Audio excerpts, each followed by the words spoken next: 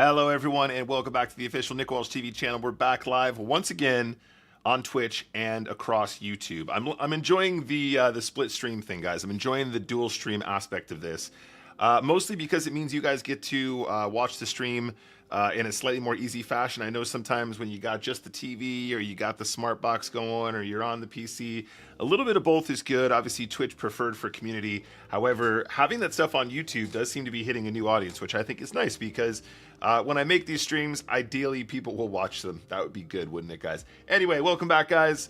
We're back on live on the Nick Walsh TV channel once more, and we're going to play some Spin and Goes today. We're trying to make progress on this year's graph. Let's take a look at the graph first thing. All right, and this is what it looks like, gang. We are making progress. We are headed in the right direction. At the moment, we're winning about $30 this year so far, over 298 games. And we have a chip EV of 69. Very nice. As I said earlier in the year, guys, our chip EV got off to a flyer. I do think that a chip EV, anything above 50, is probably going to be quite difficult to maintain. However, we will try and do so, especially as we're playing a limited volume here on stream predominantly. Our red line has taken a bit of a hit recently. I'm honestly not sure what that's about. As always, it doesn't really matter that much, assuming that our actual EV line is going in the right direction regardless, and at least at the right pace. However, we're going to try and improve. We're going to try and lock in today. We're going to try and put in a good spin and go session and see how we get on. As always, guys, your support is much appreciated. I want to say thank you once again to everybody that subbed yesterday. The subscriptions mean a lot to me, not because it's anything to do with money, but just because it means that you guys sincerely enjoy this content and you're supporting my project, which is very important for me personally because this is kind of like my whole identity, if you know what I mean. This is pretty much all I do with my life. So we're going to play some spins and we're going to try and put up some numbers. However,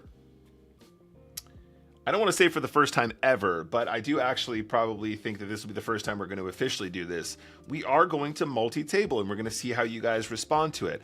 I am always very hesitant to do the multi-table thing, the way that I'm describing it. We're going to try and do side by side, okay? We're going to see what that feels like. I always think that having the bigger screen is more legible for you guys.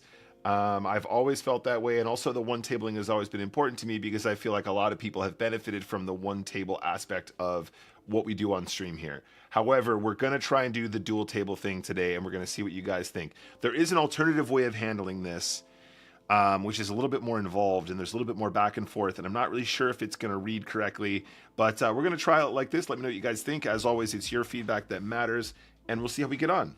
We'll see how we go. Graph is looking pretty healthy, though, guys. Not going to lie. Let's actually... I think I should turn these off when we show this in general. Very relevant to people who care, not relevant to people who don't know how to read this stuff. That's obviously reads a lot better, right? Because we kind of know exactly what we're looking at. So we're going to try and improve on our EV line today, and we're going to try and keep it tight today. I'm in the habit of getting quite distracted mid-stream, and I think it does impact on the later stages of our stream in general. It's subtle, but when you're playing a game like this, subtlety matters, and it's not great. So let's try and win some spins. I'll show you what the new setup looks like. All right, welcome to the new layout, guys. I whipped this up in about 2 seconds time.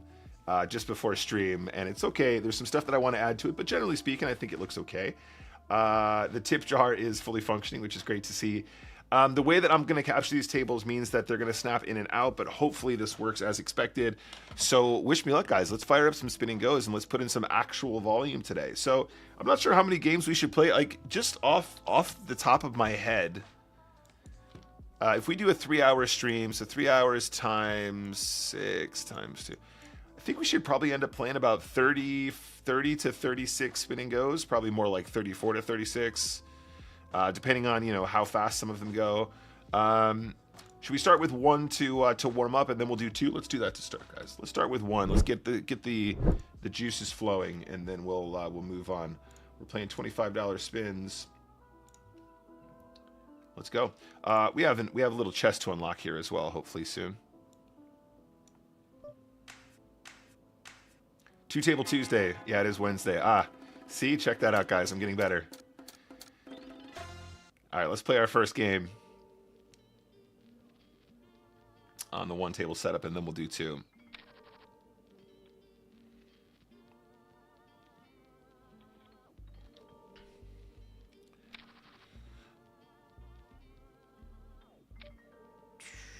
When people limp buttons, I'm okay to do this. The big blind can exploit pretty heavily here, which is annoying, but I think it's fine.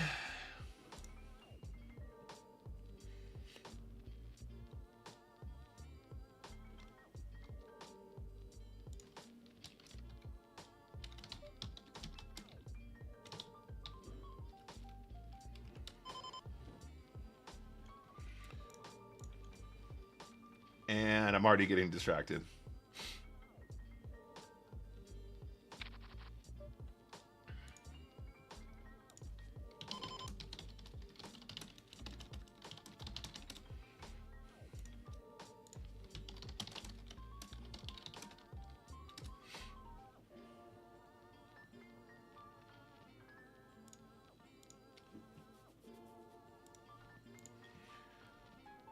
And Real Deal does raise. I think we have a pretty easy push.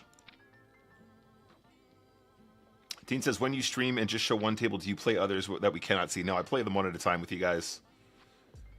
There have been situations where I've done that, but not. It's only when there's been like, you know, some random thing that I have to play that day to get out of the way or whatever. All right, that was short-lived. Let's play one full game here on the one table, and then we'll go from there.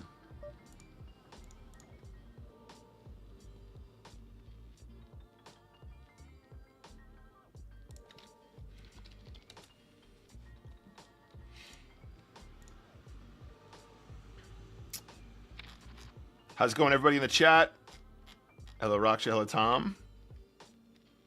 Hello, Cypher. Good to see you. Okay, Brittany's opening to 4x. Guys, I don't know what's been going on recently with the 25s, but we've been seeing a lot of madness. I don't know what the deal is. Yeah, 4x stack with deuces is confirmed not what you want to do.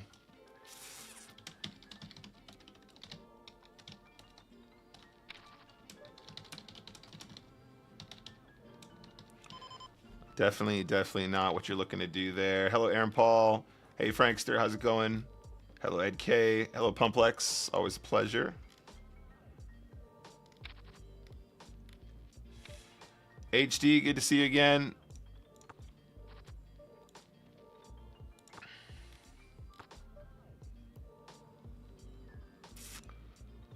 I think we're going to have a little lead here, gang.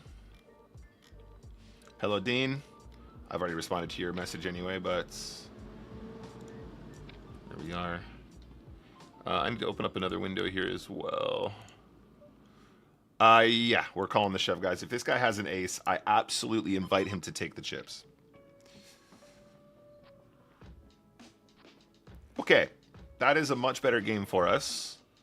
But what I will say is, I don't know what's going on at the 25s recently, gang. We've been seeing a lot of wild play, and that was a perfect example of a hand that you never want to play that way.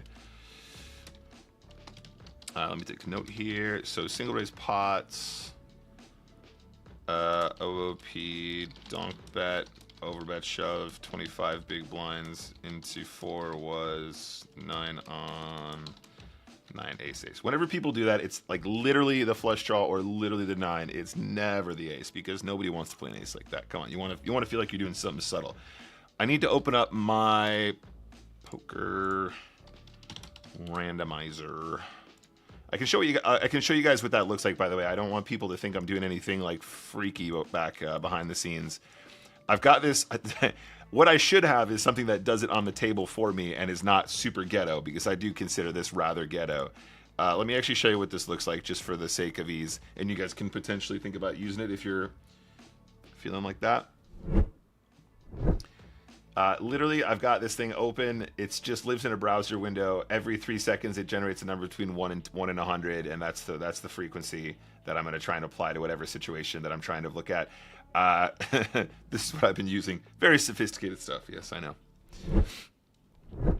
Okay, so there you go. That was game number uno sorted out, or game number two uno. Game number dos sorted out. Let's get into our two tabling now.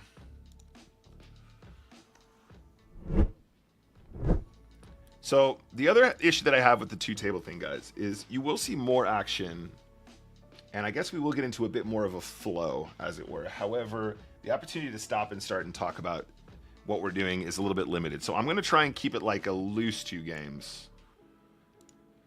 I'm gonna fire 2 games right now, and then we're gonna try and keep it. We're gonna try and keep it kind of loosey goosey. Like, we're gonna feel free to stop and start. We're not gonna be going mass volume because that's not what I think these streams are about.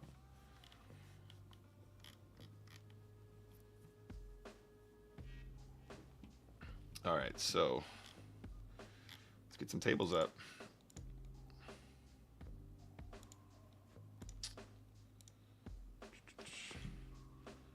Jamsias on the right.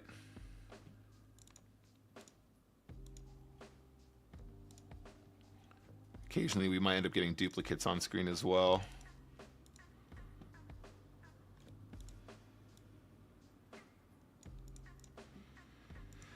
All right, here we go, guys. 2 tabling spinning goes. Can you believe it?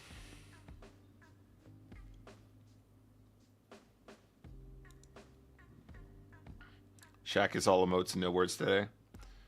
How's it going, Sacramento? Shaq Momento. Steal on the left. Check on the right. I guess we're checking again for fear of the ace, but your opponents probably shouldn't be limping aces on the button. I would argue that a lot of the ace combos that Jamsias has probably are going to raise versus our 2 limps as well. Got some value from the king 6. And just the 1 big blind continue with the ace 10 of hearts I think is fine. Hitting the ace is cool. If we go for like 5, that actually works perfectly to stack river. That leaves our opponent with 15 behind with 16 in the pot. And then we're going to go for all of it, guys. Wish me luck.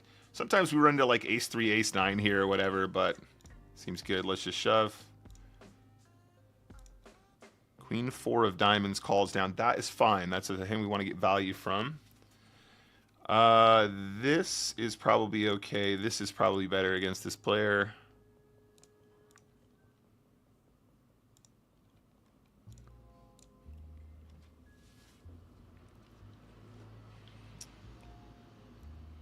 I guess we just try and take the ace to showdown here on the right. Okay, that works too.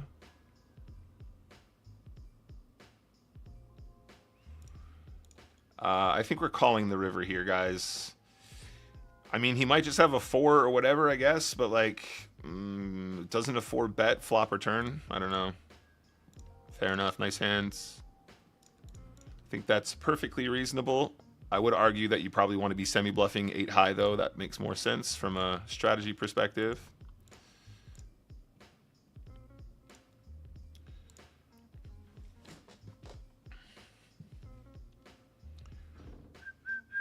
Why do the tables look different? That's a bit weird. Oh, is it because this is a 3x? Yeah, this is a 3x, this is out. Right, okay, cool. They used to handle that differently. Fold over here. Probably a little bit of both here. We'll put the limp in with the jack 7.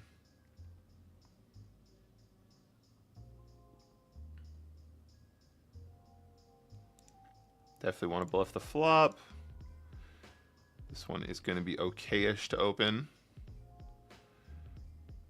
I'm going to err on the side of caution. Jamsias is quite short here. I think it's fine to take that one out. So if we were being real, we do this. 2 barrels is fantastic.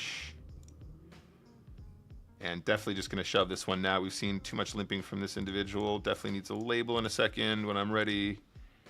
3x on the left, shove on the right.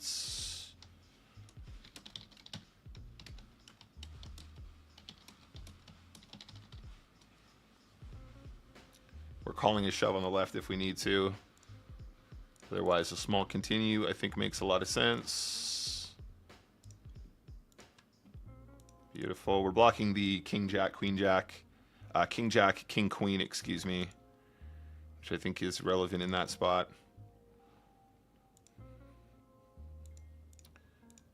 And ace king for sure. We're loving the call on the right. Wish me luck, guys. 63%. Hold. That's not a hold. That is not a hold, senor.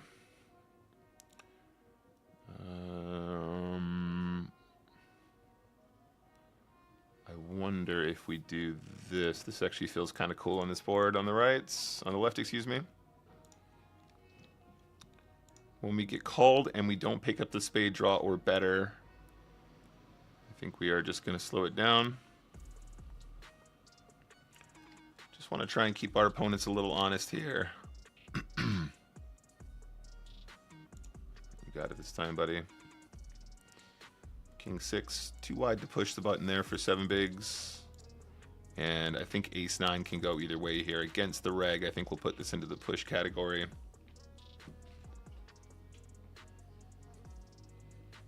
And Ocho's for sure the call. Wish me luck. Here we go. 70% on the left. That is a much better hold. And yeah, I'd love to play again. Sure. Absolutely. Why not? Absolutely. Why not? So now I just got to get used to... There we go. How does the stream look, guys? Let me know if this reads okay.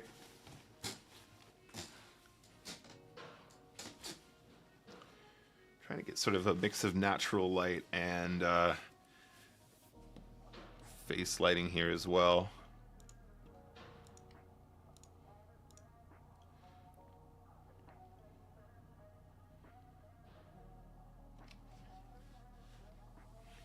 A6, nice and easy push here from the button.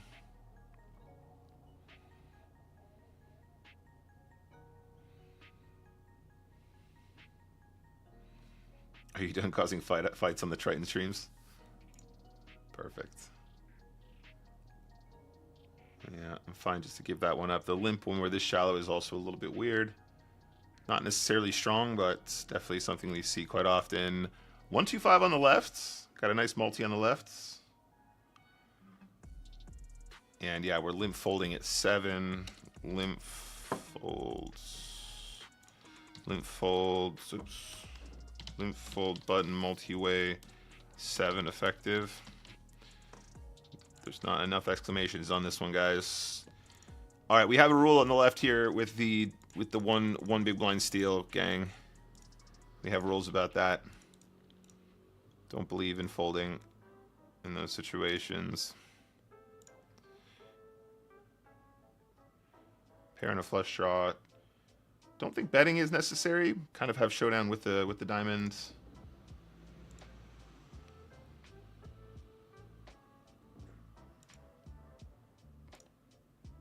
Nice. Ace tray for sure. Got to be a push. Do you think it reads okay on mobile though, Tom? That's one of my bigger issues.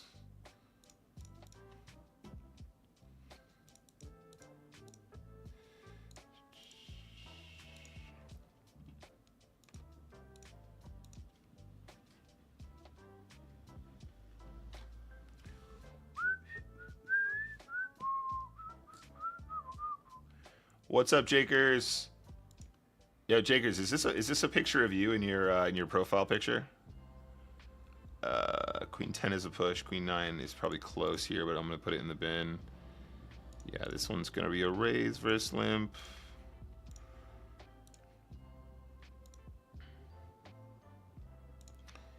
King Jack of Hearts. I think we're okay to do a little bit of everything here. If we raise and get shoved down, we probably call still.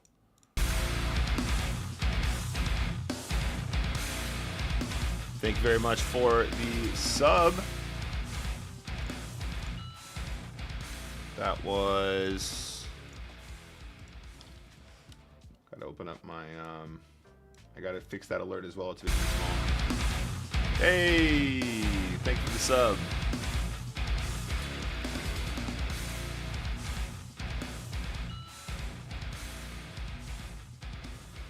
And on the river... Check call. Nice, got it. We lose the all-in on the right, guys. Big pickup on in the 1-2-5 game. Thank you so much for the follows, guys. That was See, this all becomes a little bit more difficult when we are when we're two-tabling. That is John, and that was Jakers as well. Appreciate you guys. JQ as well, 18 hours ago. Appreciate it, JQ. All right, one sec, gang. So let me sort out that alert as well.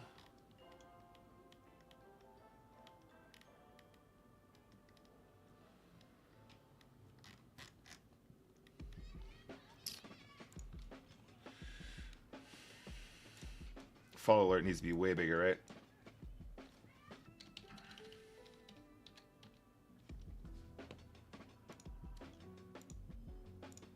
All right, let me test that out just really quick. It's a bit on the small side, but it's what to be expected when two tables are showing. Nothing to sweat. It's a picture of you. I got to take a look at that in sec, Jakers. One sec, let me open this up. So when I have this. Jakers, when I have my stream, what is it called? When I've got my combined chat open, it shows me the actual avatars of people. On Twitch chat, it doesn't show. So I've never noticed that before.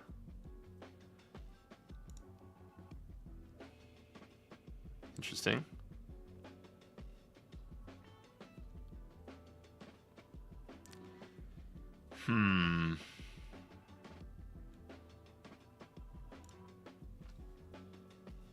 Check, river.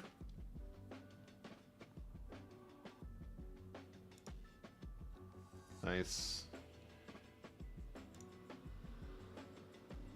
Here, I want to see a big version of it, Jakers. Oh, nice. Good looking picture, buddy. All right, so what was I doing? Alerts. Okay, let me test this out again, see if it looks better on this view. Subscription. All right, guys, this is a test. That's better.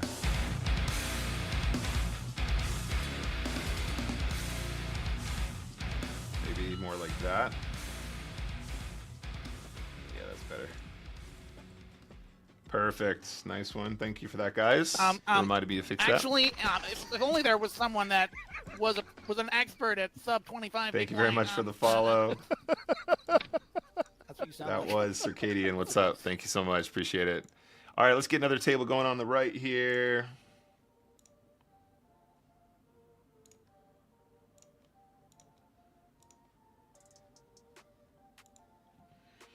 All right, we got another game on the right here. One sec, let me pull it in.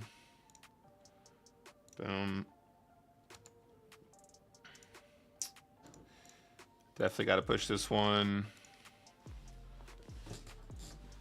Looks fine on the phone as well. Just need to go landscape. All right, nice. That is very good news indeed. The music that I clipped for the follow is good as well. I'm starting to get used to it as as that specific sub alert, so it's working nicely in my brain.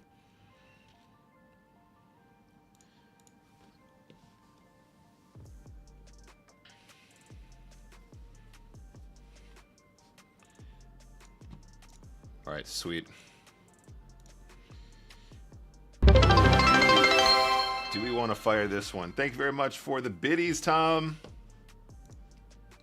Oh, look at the biddies in the tip jar. Isn't that pretty? Lovely. I actually don't know if we're calling on the left for sure. I think we can check sixes here.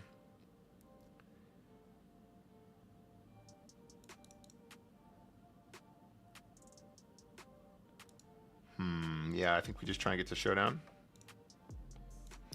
The ace should be a slowdown if they have a 10 or an 8 that they might consider value betting as well. Story checks out. Sixes win. Easy game. Scam train. Good. I'm glad you think so. All right. So the ace and a tray. Let's call big. And then we have a decision here. I need to randomize these ones. 7-4 off is a potential ISO. Got to call flop. Ace on the turn is always a beautiful one on the right here.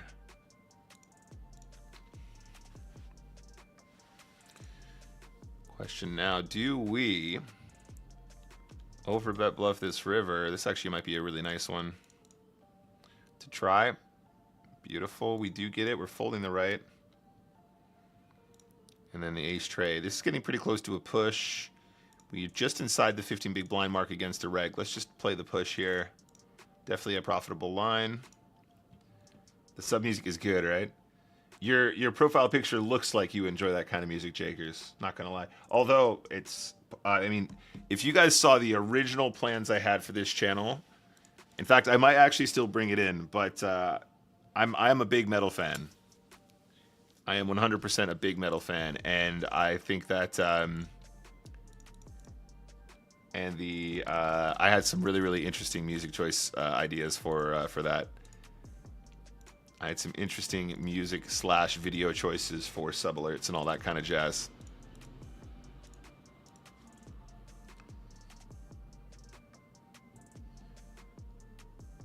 So Tom, do you prefer the tip jar or do you prefer the Plinko?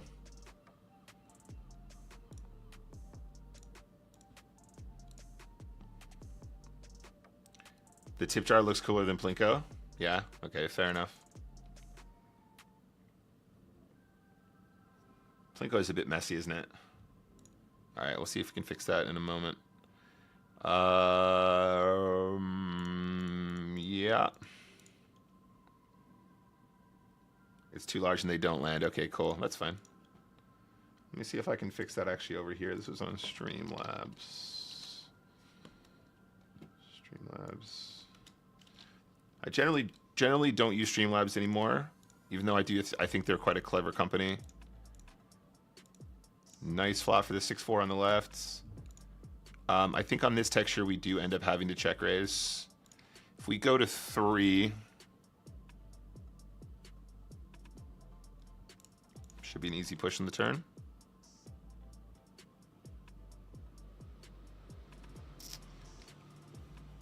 And shove the turn.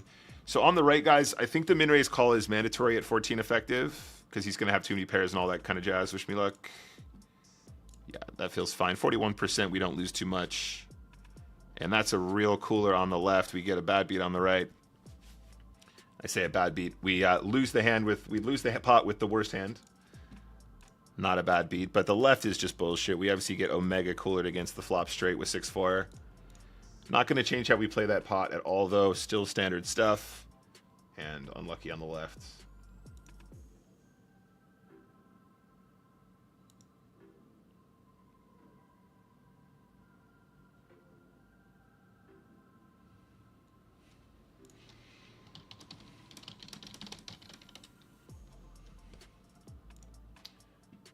Okay, so one sec, guys. Let me try and fix this while we're just paused. Dismiss. What the hell? Oh, because I'm already logged in, that's why. All right, so jar.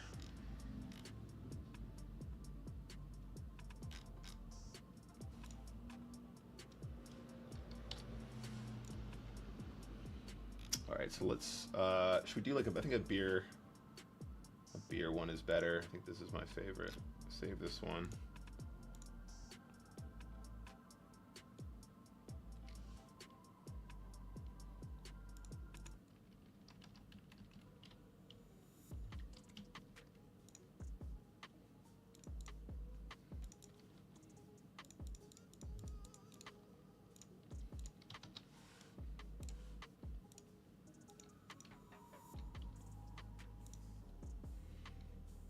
Yeah, okay, there we go. Let's fire another game. Sweet.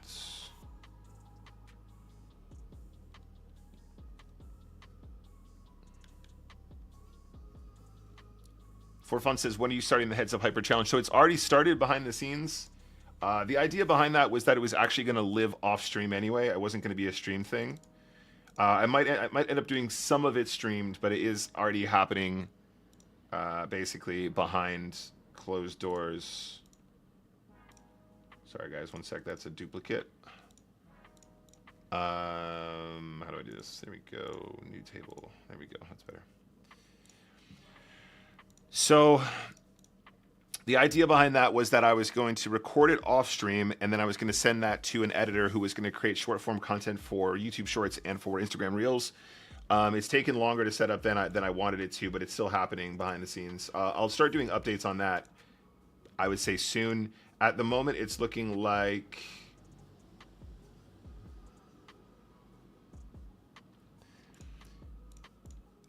it's looking as though I'm going to have to find an alternative way of managing those. But I'm on the case, and it's going to get sorted. I'm going to complete that no matter what. But I might actually also roll in a spin and go challenge if we're gonna confidently.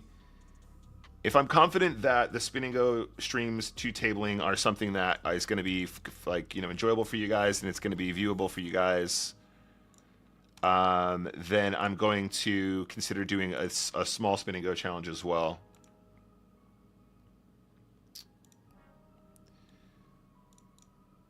Definitely calling a check raise here with the King of Spades. I'm kind of tempted to call again, if I'm honest, guys, just because I think that our draw is going to be good a lot of the time. Even the ace or the king might be good at this point. I mean, ace-king might just have showdown on queen-queen 5-5, right?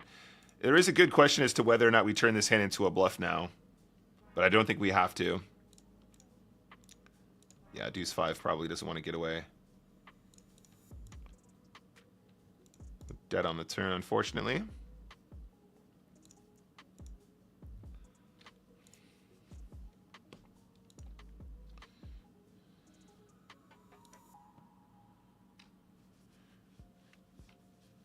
After you find the perfect IRL spin wheel, we want an IRL plinko board behind you as well. I'll get that sorted as well. Basically, like, there's a lot of stuff happening behind the scenes, and sort of after the March time, you know, end of March or something, we'll start to get a lot more of these things in place.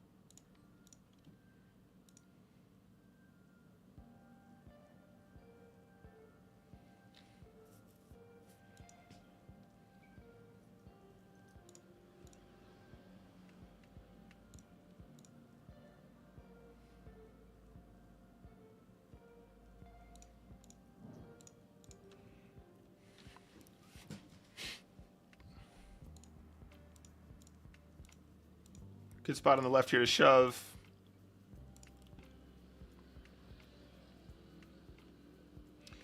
Keita says, I honestly prefer the one table as it's easier to follow when you break down the hands. I mean, yeah, that's obviously some of the trade-off. I mean, it doesn't have to be an always thing, but obviously it doesn't have to be an always thing, but the obvious concern is that this one goes. It doesn't have to be an always thing, but then if I'm going to do a challenge, obviously the idea is that we need to put in like at least 2 tables worth of volume, you know, to make the actual stream sessions, you know, an investment in the overall outcome.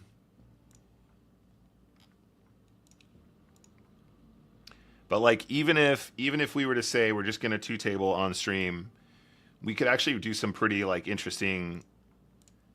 We could actually successfully do some pretty interesting, you know, like short form content as well, right? Because we'd actually get enough volume to have a reasonable sample size to try and, you know, inspire, you know, some amount of analysis, right? If we're always one tabling on the stream, the amount of volume that we play really can go either way based on, you know, some pretty significant variance. If we could get to the point where we were playing, we could definitely push this if we want. think what we're going to do is this instead.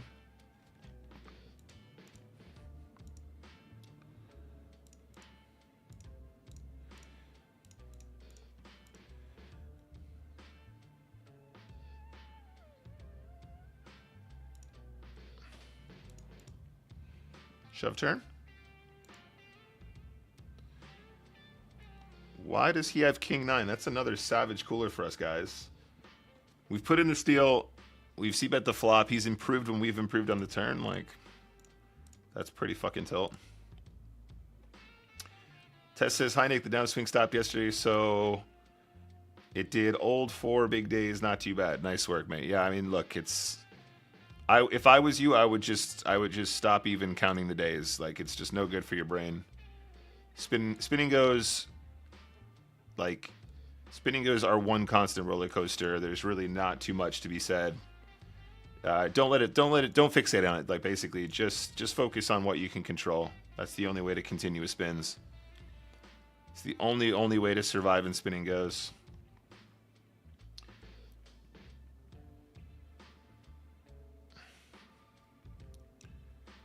All right, nice outcome on the left.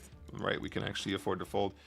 Weirdly enough, I also agree. I think multi-tabling MTTs is one thing, but spins is short-handed, so it's fast, hard to follow both hands with your breakdowns. I'm with you, mate. I know. I mean, that's why it's been like this for so long. Let's do this for now, guys. That's why it's been one tabling for so long, dude. That's kind of the whole purpose of it. But there's a trade somewhere. Like, there's short form content that I think would be really awesome to play that require me to play more volume. And if I'm not playing volume on stream, then that means I'm putting in, you know, a lot of time off stream as well, which seems a little bit stupid when there's already so many hours of my year allocated to being on stream and streaming properly. Yeah, that's a better run out on the right. One thing I liked it is when you 4-table, there was overlap because I knew which table you were focusing on. The table in focus would be on top. Okay, that's a good note. I mentioned before that actually, Jakers, it might have even been you that said it, but somebody was saying maybe you do the one table thing and then you just switch between the two tables. That kind of works, I think. That might be the happy medium. I'm gonna do this. I'm gonna do this. And then I'm going to do...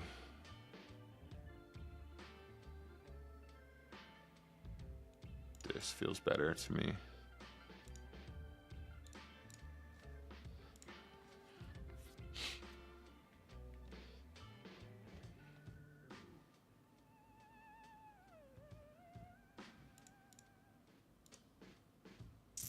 Yeah, this is good.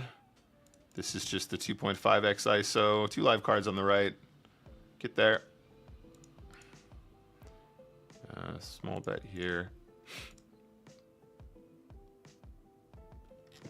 In fact, just the one big blind is better, I think. We're obviously calling a shove if we need to. The trap check on the left, I think, is kind of cool. Obviously, we're just going to call down.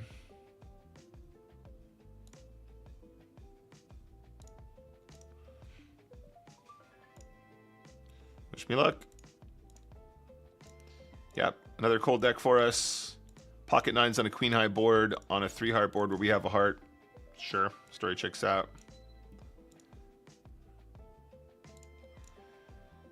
Very, very unreasonable spot once again.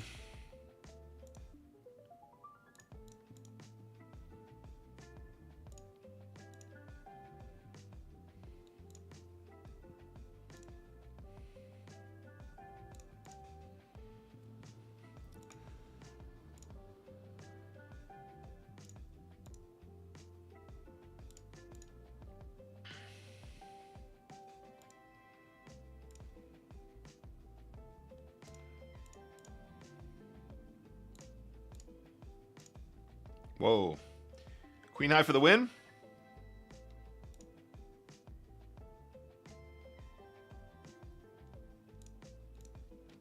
Interesting on the right here, guys. So what he's saying is he has an ace, a deuce, or a tray. He's actually going to have quite a lot of like random 5x. I am tempted to give him the queen high hero call.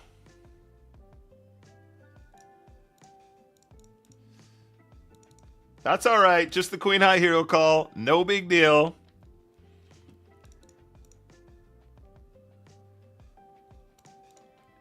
He's going to have so much bullshit in that spot. And immediately gets rewarded there as well. Sure, why not?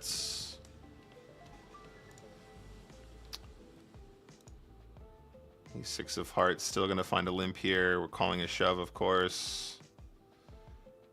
Come on, we deserve the win after the queen high call, right?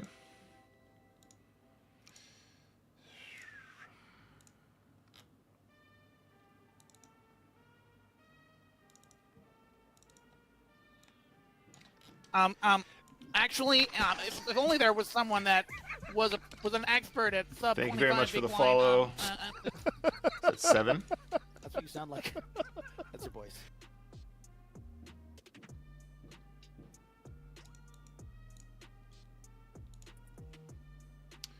And then we run into jacks. So here's another spot we're going to go broke no matter what. If we shove, he's going to call with jacks. If we limp and he shoves, we call. If he limps and he ISOs, we call. It's all the same bullshit.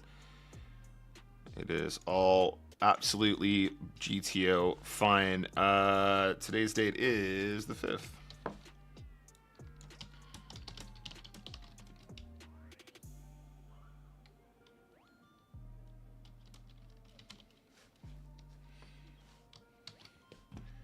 All right, so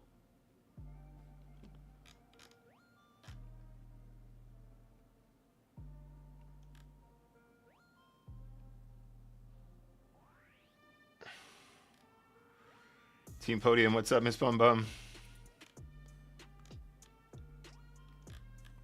So basically, yeah, I mean, look, I think that maybe the trade-off is that we one table, but we have the one table layout, but then we do two tabling, you know, across both.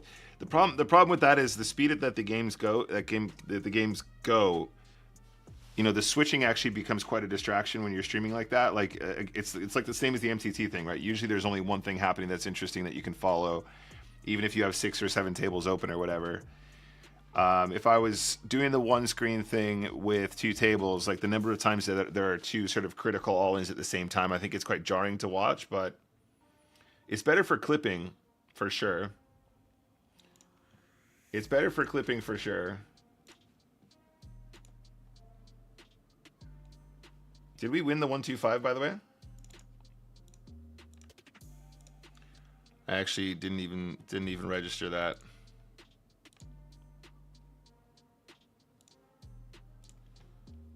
Two more games.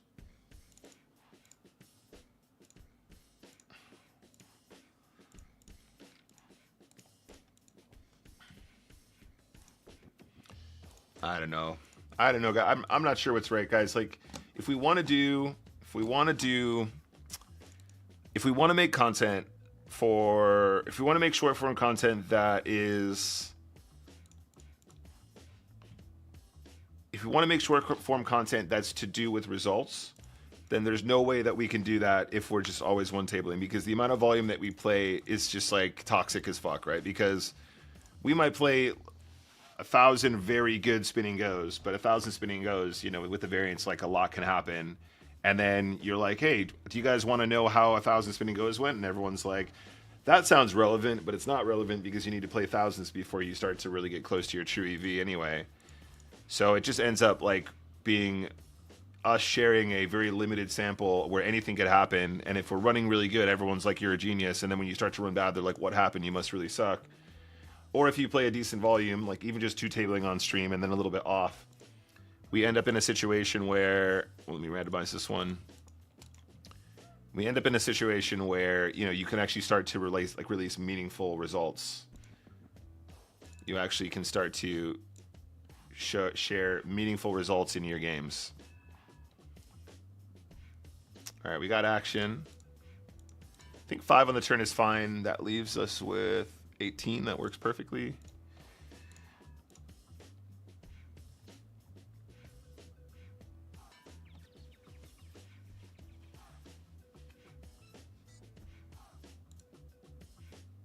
Jaker says, I don't think it would be because you don't see the entire hands play out.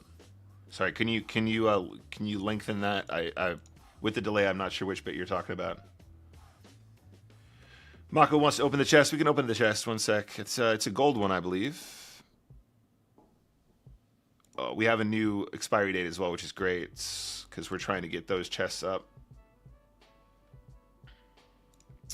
Beautiful little squeeze spot with the ace queen. This actually might be a good opportunity to do one of these.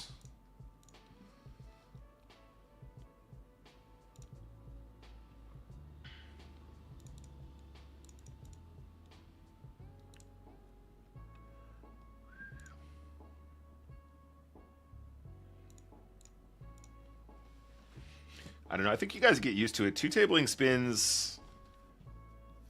I don't know. Like you can see where my cursor is on the screen when you go left and right. I'm also saying on the left, on the right. I don't know. I feel like for ease of streaming, doing it full screen is better for the clipping though as well, right? So if we actually want to show, if we want to do review of hands,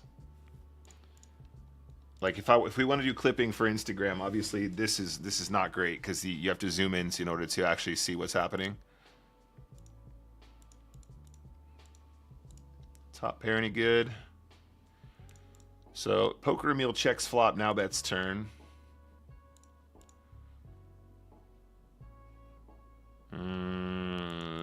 Spidey senses say no.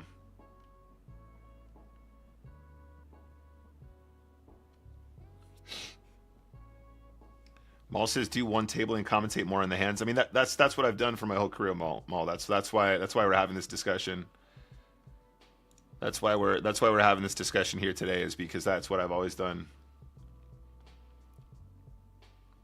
Circadian says, I like listening to your voice, Nick. Have to say, nice radio voice. Thank you. That's very kind of you. Same spot again, but now actually at an even higher stack depth, shallower stack depth, higher blind level. Easy push on the left. I would say let that one go on the right. People say that about my voice, Circadian, and I think that might be one of the reasons why they like me doing commentary for Stars as well when we do our traveling. Yeah, the ace-5 call here is really, really, really poor. There's not really a note here. It's just that this is like flatting with that hand in the first place is already going to be a really big leak in the small blinds. We're going to limp King Jack. If they shove, we're going to call. If they ISO, we call. And we try and play a hand in position where we dominate more. Hitting top pair is nice.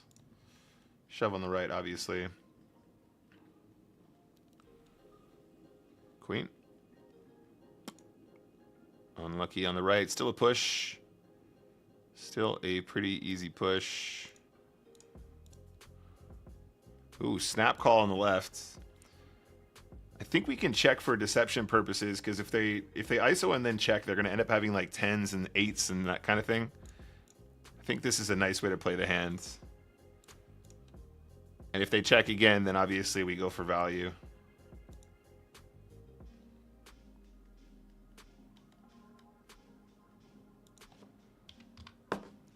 How much you want to bet he's got pocket 9s? Pocket 10s, excuse me. How much you want to bet? He's got queen deuce. Never mind. 4s on the right.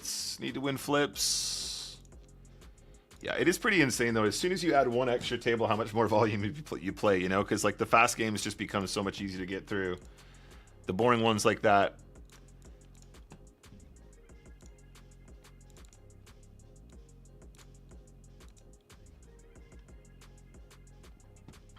On one table, if you go all in, table 2 pops up, you miss the run out.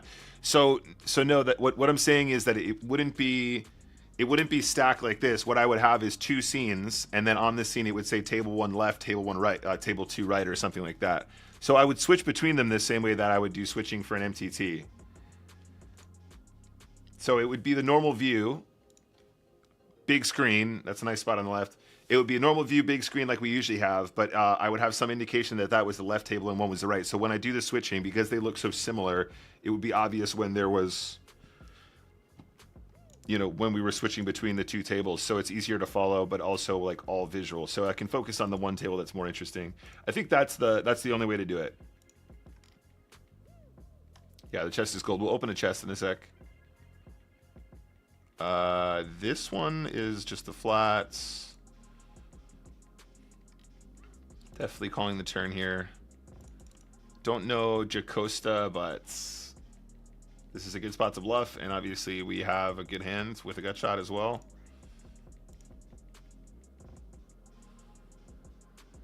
Go on, check the river. Why are you betting 13 and leaving 365 behind? Energy feels bad. Definitely gonna fold this one. Might be a call, honestly. We don't know this guy that well.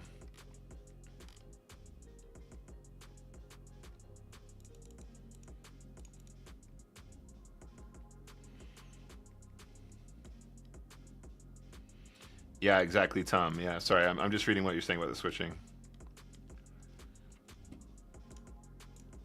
That was a nasty start to our 1-2-5 on the right-hand side. I mean, some part of me just prefers the not switching, though, as well. But maybe that's just because I'm lazy.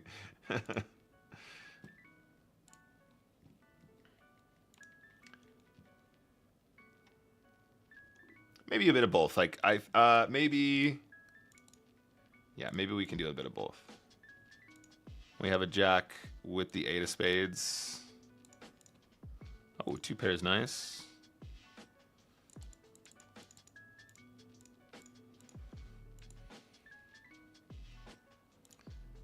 All right, wish me luck, guys. Got to call king queen here. Oh, we are so fucking live, bro.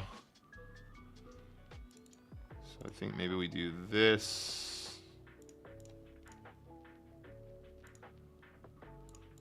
Got Jim head on the left. Oh, wait a second, guys. It's Johnny Abati. Yeah, Frankster. I think that's probably, if that's what you guys prefer, I'm definitely down for that. Oh, sorry, I forgot to do the chest. One sec. We'll do it after these games. I think 2 scenes switching, and then I'll have something in the actual overlay that shows, you know, shows the thing. Johnny Abati.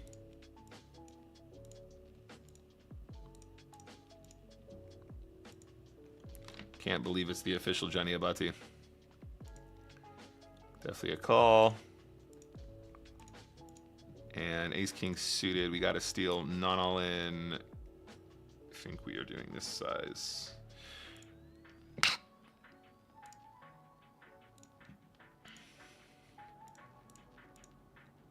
Nice, that's good. Ace tray. I think this is best at this stack depth. And then this one is going to be a mix, but we are going to do a lot of this. Ooh, we get called by king queen. That's nice. Come on now. That's a pretty unfortunate flop, but don't you think? We are live on the left, and on the right we get it in good for the 1-2-5, but no good. Close that table. So play continues here. We're on the deeper side. Let's start with the open. I think between those 2 scenes, we're doing something kind of cool, though. Let me try and see if this works. Table 1, that's why. Very cool, Nick. That was clever.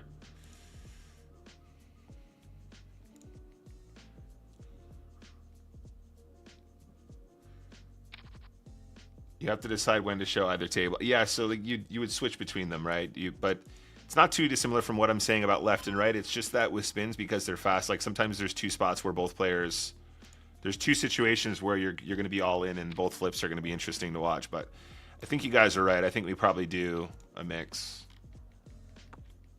I've never streamed before. I haven't thought about these things you have to do for the viewer. Yeah, it's all good, man. It's all good. I appreciate your input, Jakers. As always, senor. Making sure you're not muted, shorting the right table at the right time, not getting sniped, reading chat, engaging with viewers. It is a lot. It is a lot, yeah. That is a flush.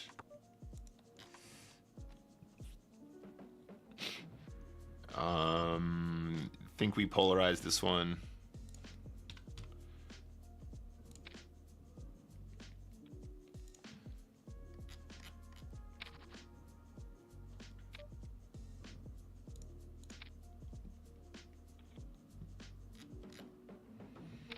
What's up, Tyrell? Good to see you. I think we're going all right.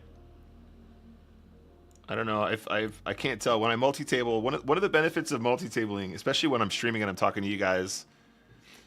I think we do this one here. One of the benefits of oh, can we do it this time? Can we do it this time? It's the same as before. We actually ended up getting really good equity with the shove with the suited connector. Nice one.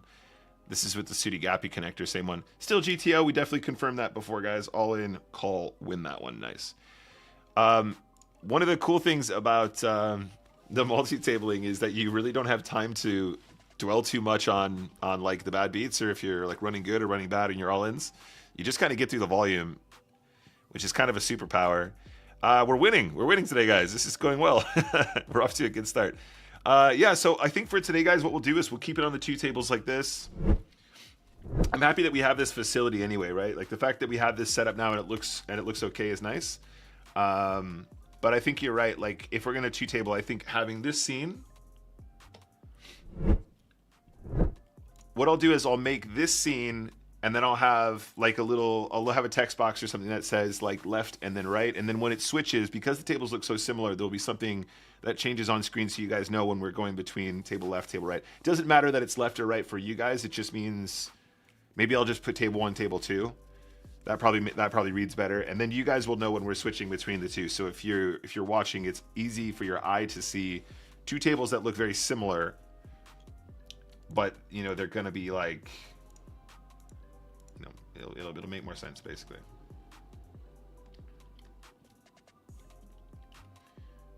All right, let me just do this really quick. Yeah, just leave it there. I think that's fine. All right, let's open up this this chest now, guys.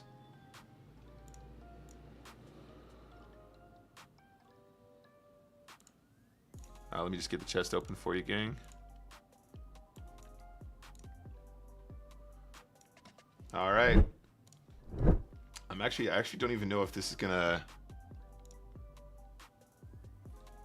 Stars Audio doesn't even play out of that. $125 cash. Whee! Obviously, opening the chest, we know it's going to be in it these days. That's how it works.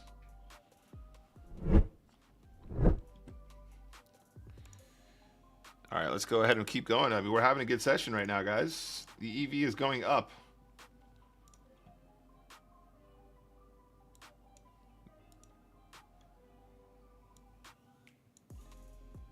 Is the audio working? Stars.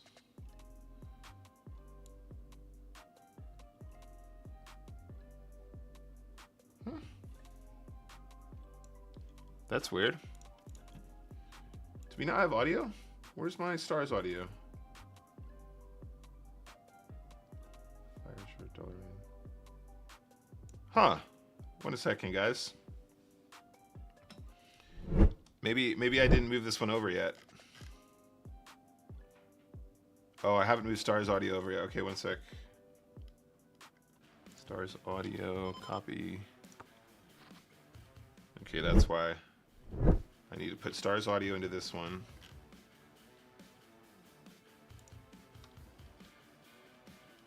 All right, you guys should be able to hear it now. There we go, that's better. And then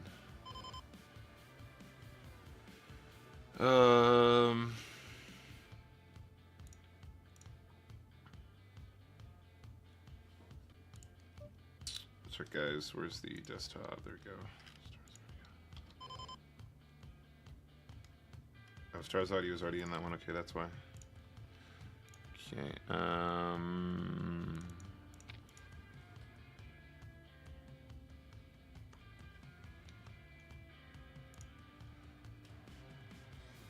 Okay, sorry guys. Table 1. There we go.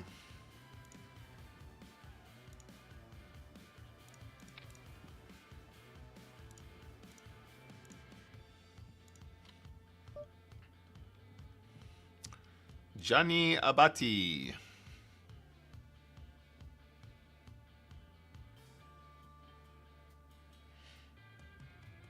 Tyrell, not to my knowledge. Not to my knowledge, but that is because the new reward system is paid out linearly based on the new tables.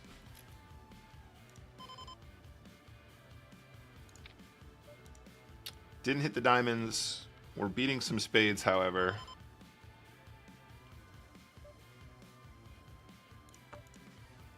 Just give him ace-7 of spades or something. Oh, man. 3 big blinds on the turn. Shove the left.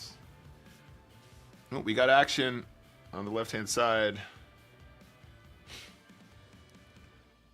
We got 1 overcard.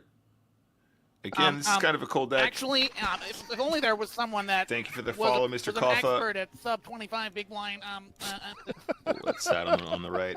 So basically, guys, on the left there, obviously, it's another spot where we're just going to go broke no matter what. The ace-jack's got to go in the middle. If we raise and they shove, we're going to do exactly the same thing.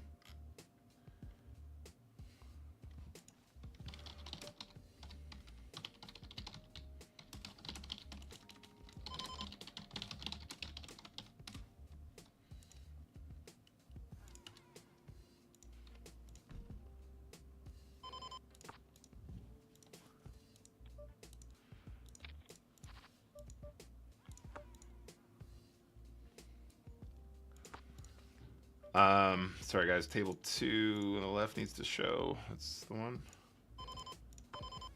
6 is any good? Nice. Alex goes kind of big here.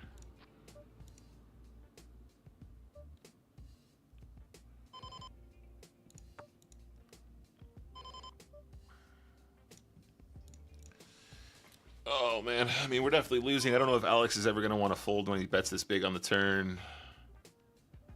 Brutal. Okay, nice hand. Shove on the right, Johnny Abati style. Getting called by King 9 offsuit. Yeah, this is definitely not approved, senor. Oh my god, the comment on this guy. Yeah. Confirmed. Confirmed. There's not really much we need to add to that note.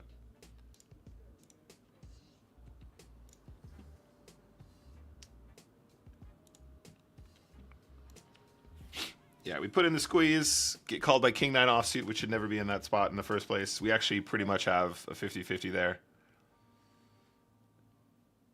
Irish spinning go right back challenge active right now in Ontario. Yeah, they might still have them in Ontario, yeah.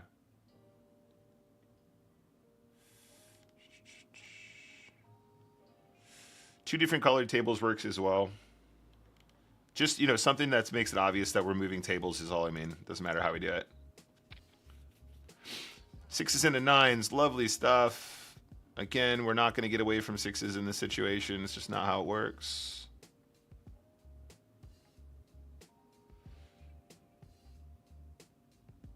Make one more Twitch stream.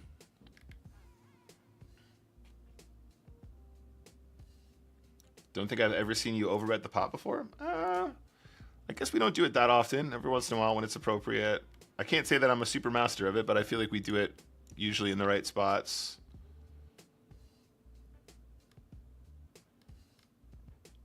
J. Cole says I second Malmi's opinion. I mean, so hopefully the two-tabling thing will... Two-tabling across 2 scenes, I think that will end up being a good happy medium, because then you get... It'll be easier to follow, and you guys will still get it full screen.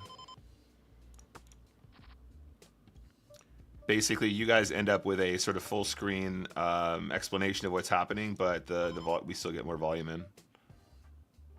I guess we can bluff on a later street if we want.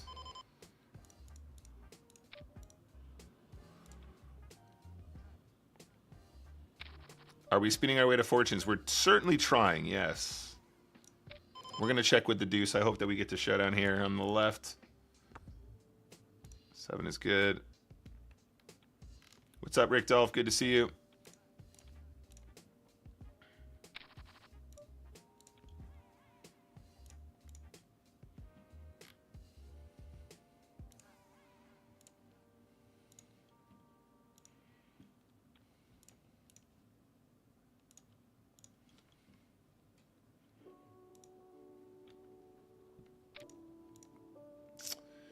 All right, ace-8. We can do some checking. We can do some shoving. I think probably this is just superior.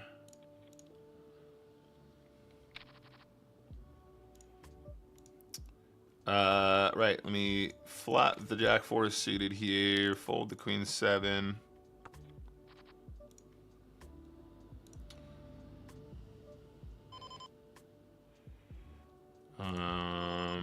Johnny Abati on the right.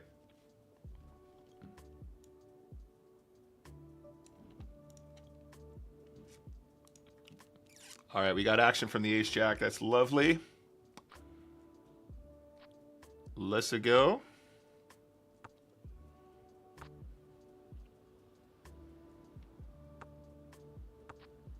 Yeah, we're calling the shove on the left here if this guy folds. Actually, oh, no, I don't know. This is probably still a call. Yeah, I would be surprised if this wasn't a call. This is only the 6 big blinds on the right, so wish me luck. Here we go.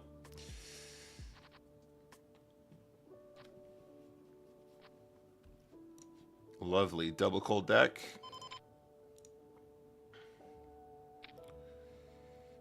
Yeah, just got frustrated here on the right.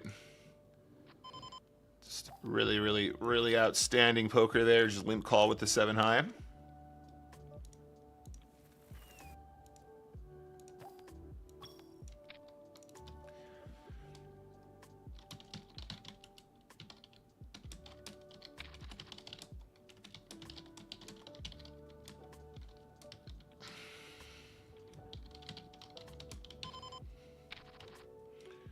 Lullington Rafflecopter.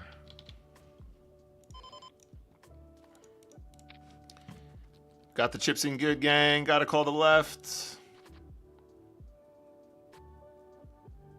Glad I can finally catch a solo stream. Early doors this side of the world. Hope you're keeping well. Thanks, man. Appreciate it.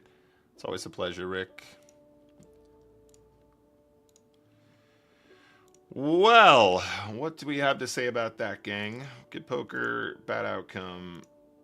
The ace-8 suited one is one that we'll note down. We'll do some review at the end of today's stream as usual, guys. I've got that in the notes. Get the chips in good on the left as well. We go again. Let's do some bluffing here. Bluffing on the right. Sorry, guys, wrong one. Bluffing not successful.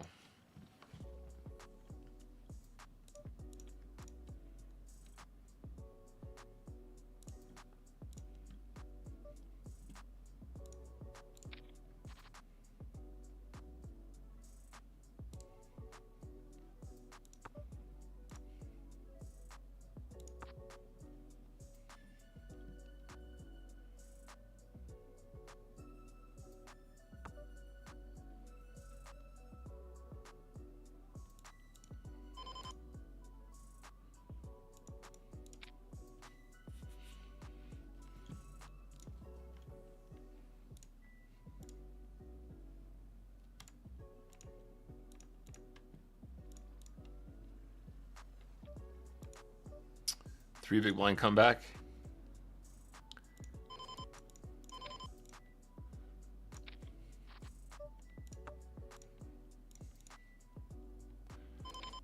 Krasno Army, man.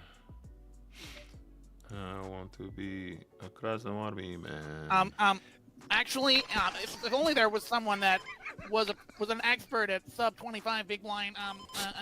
Thank you very much for the follow. That's what you sound like. That's your voice.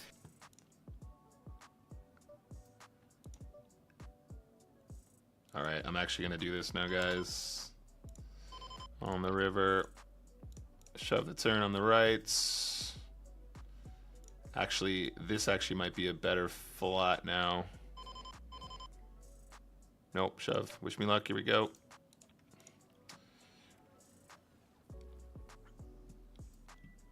Krasno Army, man. The bluff was successful. There's the overbet.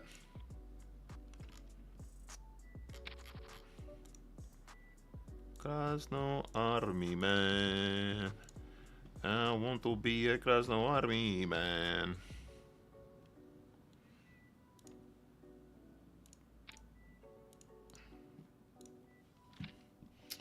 Krasno Army man. We got it in real good here, champs. All right. So now, let's randomize this one. That works for me. That's good enough. This is a 2.5x ISO. Small c-bet is good.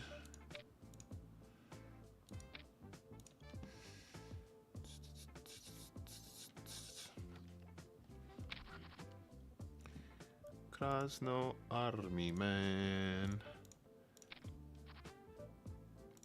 Top pair in the min-raise pots on the right-hand side. We're just gonna call. 10 is definitely troublesome. And then I think a little blocker bet is very appropriate on this texture.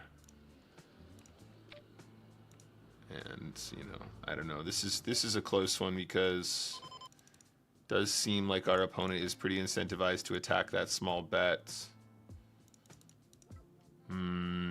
Probably on balance, the unknown opponent doesn't bluff as much as we'd like here, so we'll use that information. We get the chips in good on the left, that's a winner. 10-3 suited, put in the steal. I think we're gonna start small. Nice one. Just the one big blind on the left, I think. And then on the right-hand side here, again, we want to randomize these ones a little bit. Actually, Thank you for if the only there follow, was sir. someone that was an madam. expert at sub 25 big blind. That was Mivova, Mr. Koffa, and Jerkzak. Thank you very much. Do that one, do that one. Beautiful, beautiful. And bet that one, glint this one. Yeah, getting check raised with a gut shot, we're still calling, absolutely. 4. Same spot again, still calling the 1.5. Too small to fold the gut shot. Plus, sometimes the 8 and the 6 might be live on a very rare occasion.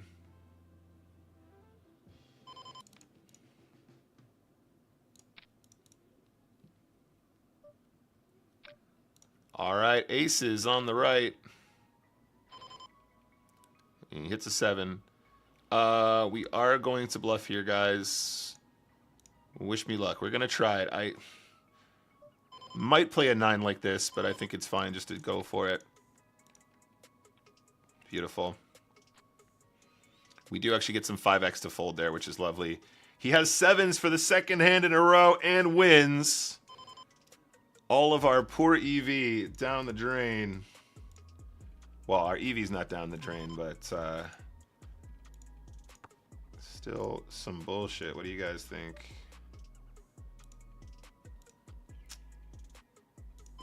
Oh, sorry, guys. God, I gotta figure out how to do this more efficiently. There we go. That's what we were looking for. Ugh, can we really fold? I think we gotta fold. I think we've gotta fold. Definitely gonna ISO the absolute garbage on the left, on the right, excuse me.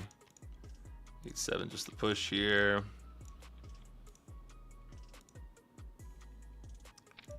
Wish me luck on the left, guys, for the $50. Why do they always have jacks today? What the fuck? How is it they always have jacks? Krasno Army, man. Yo, Lewis, what's up? First time I've watched you on your own channel. Hope you're well. Thanks, man. I appreciate the support. I hope you're good as well. Okay, we're going to come in the small blind here. Top pair. Might get us in trouble sometimes, but that's okay. Alejandro. All right, on the left for the 50 bucks. Wish me luck.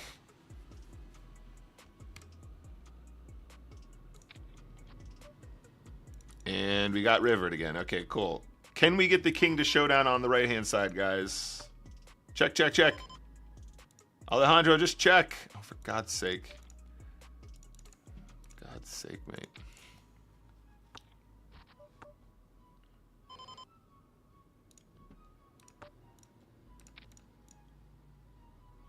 I don't know if it would be too small, but I think you need an emote of you and Curtis dancing from this clip. I actually think we have a... I actually think that we have a... I think we have a GIF of us doing that dance, which is one of my sub alerts, if I'm not mistaken.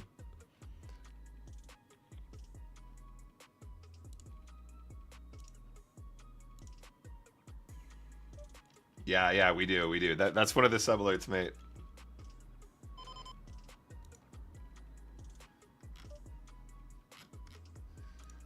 Jack 9 on the left. We're still gonna keep entering these pots, I think. Queen Trey might be getting a little bit too loosey-goosey, but it is a good opportunity for us usually.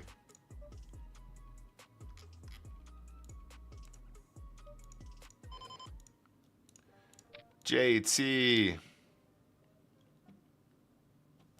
It's all good, Jakers. I saw the comment, mate.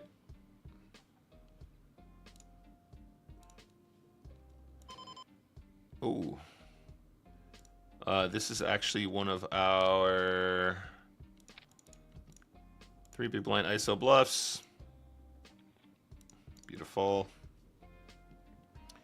Absolutely love to get folds in those situations. Krasno Army, man.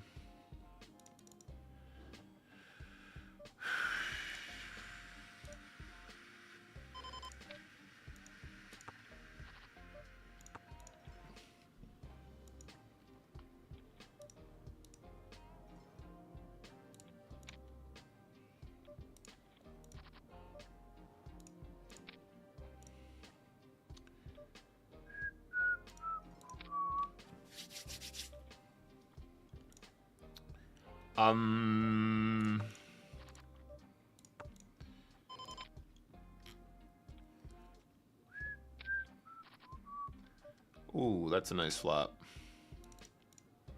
That is a very nice flop, senor.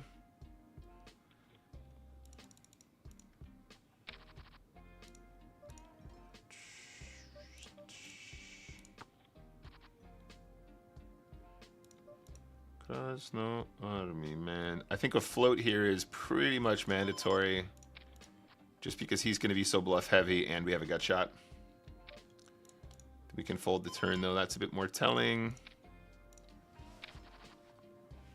Is that the case, Tom? Jeez. What kind of a storm? What kind of a storm, buddy? I want to win $50 on the left. Yeah, we're going to call any 2 cards here, guys. Any 2, yeah. Anything less than 2.6 big blinds, we're calling ATC. And we're so live.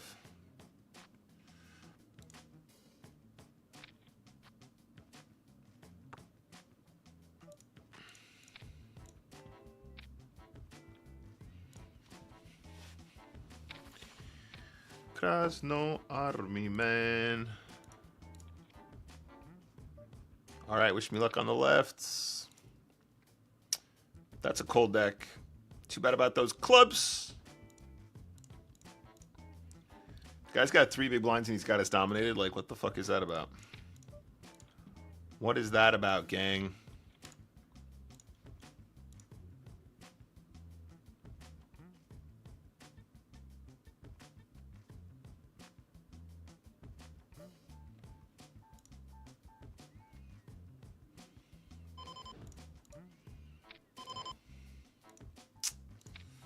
Do I know a really good site for Spinning Goes 15 Deep Masterclass? Like you pay every month, but you have access to a ton of stuff. Do you know a really good site for like a spin and go 15 deep masterclass? When you say 15 deep, do you mean do you mean like Flash? So first of all, the material from my website is still going to be applicable for Flash. I know that Team Boss, who is actually going to be a guest on tomorrow's show as well, or a member of Team Boss is going to be a guest tomorrow, is going to be... they have some good stuff specifically for Spin Flash, if that's what you're looking at. So the charts on my website applicable, but Team Boss will have something that's dedicated in terms of actual course material. If you are interested in the Team Boss stuff, let me know on Discord. And also, don't forget that tomorrow, guys, or at least I haven't mentioned it yet, tomorrow I will be doing another spin-off, and it will be... tomorrow's not Team Boss, excuse me. Tomorrow's going to be my friend Specky. And then next week will be Team Boss on Thursday, I believe. All right, we're heads up against the unknown here.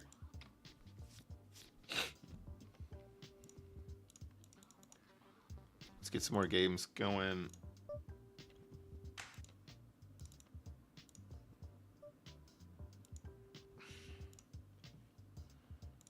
All right.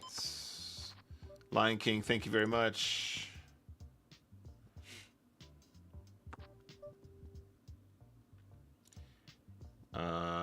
This.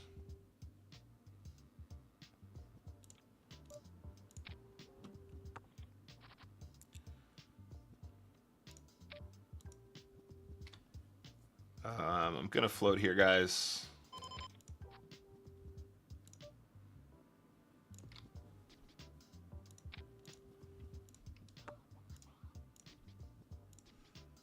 And I'm gonna do this.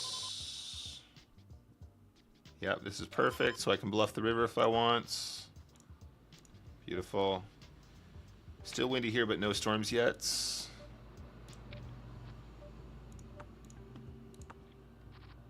It was super windy when I pulled this stuff off our deck. Now it's dead. Still, it might be the calm before the storm.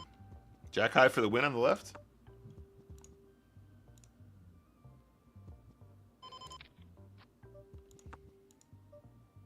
I did check your stuff. You're selling some charts, but I didn't see a ton of videos. So yeah, I will do a sort of masterclass at some point. But if you're looking for course material, Team Boss is a really good resource.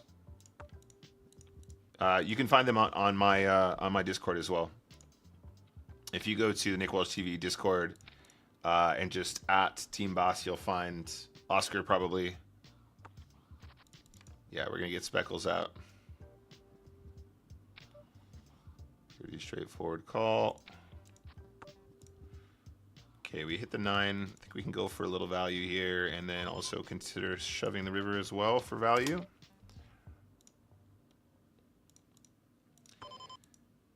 I think if we're going for value against a 7, this is actually superior. Let's do this. That is another fucking ugly spot for us. Not only did we manage to miss our hearts, but we improved in a way where they improved again. What the fuck's going on?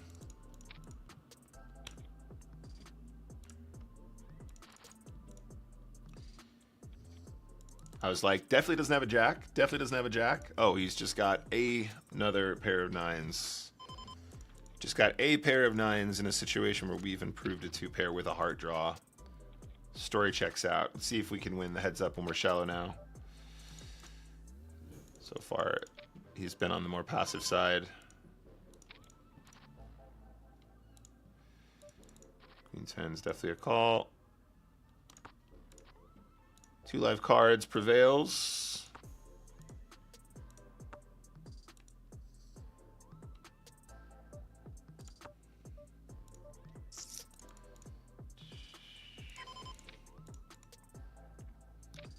All right, wish me luck. Okay, he's got queens when we've got 8s. Perfect, that makes sense. Oh my goodness. We have been running very poorly this year, gang. Even today, how many times have we got it in like absolutely standard spots? And they've just got jacks. All right, that's a 10x against 2 super regs.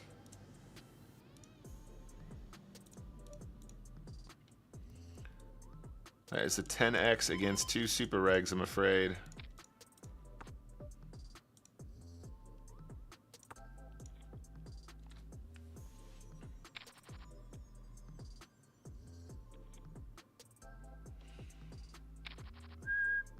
Do you get many severe thunderstorms or even tornado warnings? Rarely tornado warnings. They are uncommon in our area, but do you get T-storm warnings, tropical storms?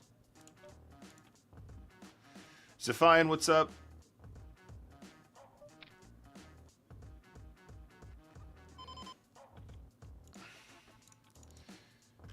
Zephian says, hi Nick. On your very first hand, you made a note that the button opened 4x with pocket twos, but it was a small blind 4x raise, not a button open. Was it? Okay, fair enough. You might be right, senor. Let me take a look at the hand in a sec.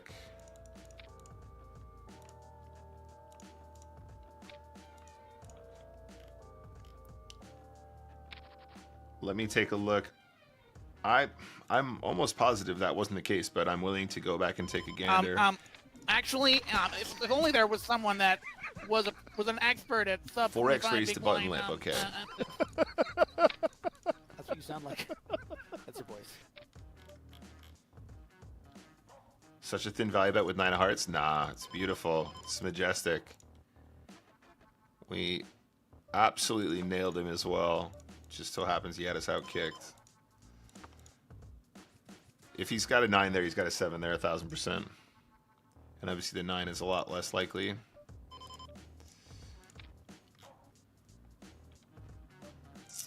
All right, 10x multiplier. Can we take this one? We won a 10x yesterday, by the way, guys. That was beautiful. That was a thing of beauty. That was quite the battle as well, wasn't it, chat?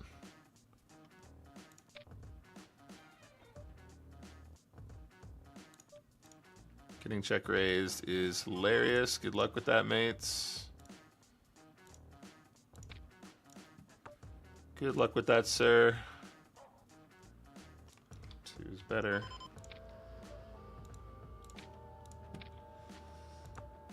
And going for value on the river now. If Moores has a random ace here for some reason, I will give him the chips.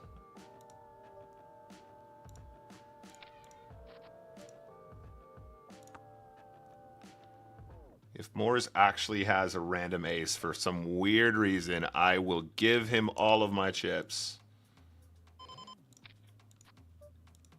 Flush draw, and we're all in on the left. Flush draw and a straight draw on the right. Can you believe it? Do we call? Do we bluff? Ugh. Oh man, this is close because he can definitely have 2-barrel bluffs here. I am tempted to just do this. Wish me luck. So live, 30%. Yeah, fair enough. Yo, thank you very much for the sub. That was Poker Bras, man. Appreciate it. All right, one sec. I want to go back and look at this hand as well. Wish me luck with the queens.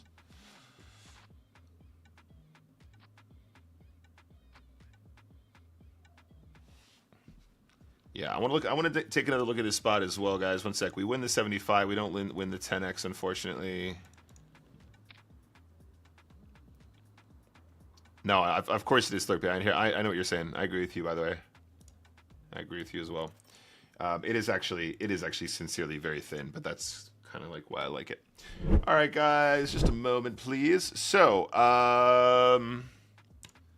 this is the hand that we want to look at. So here's a spot where very deep stacked. Our opponent's opening range, therefore, obviously, is going to contain, suited connectors and gut shots and everything on this kind of flop. Well, gut shots on the flop and everything like that.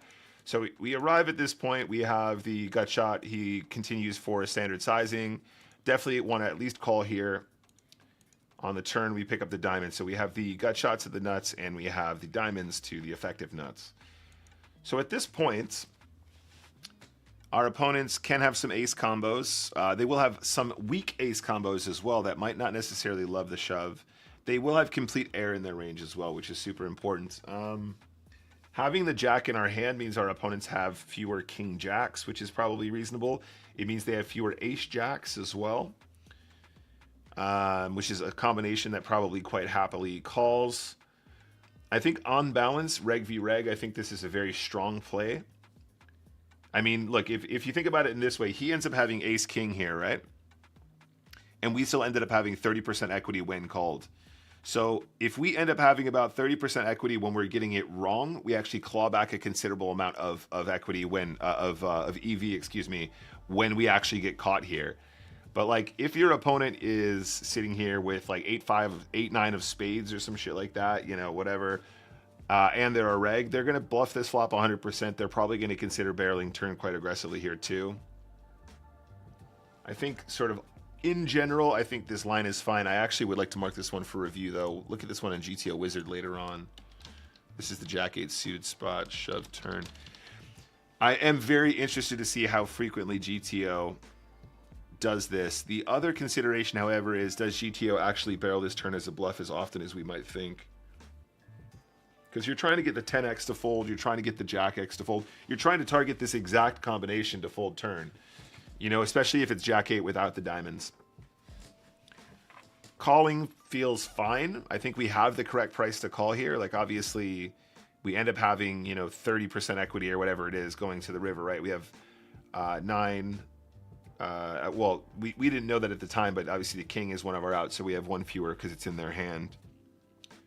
On balance, I think it's probably fine, but I would be interested to see what the solve says here. So we'll take a look at this one for review at a later date. Really quickly, I just want to go back and double check the hand mentioned just now. There was a mention of we had, did we have aces? What was the hand? They had twos. I don't actually remember what combination we had now.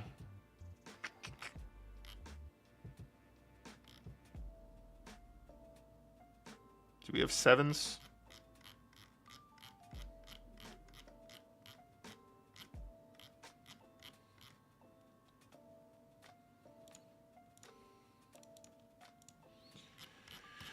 Did we have sevens or something? Was it eights? Was it nines?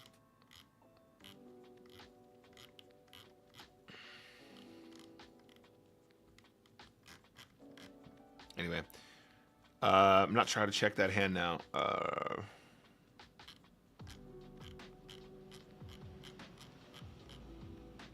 I think either way, though, it's still pretty bad, though, right? Even if that was in response to a button limp, that's not how you want to play. Like, shoving the twos versus limp is probably okay. Anyway, let's not dwell on that. Let's just mark some hands for review. And then let's get into our next game.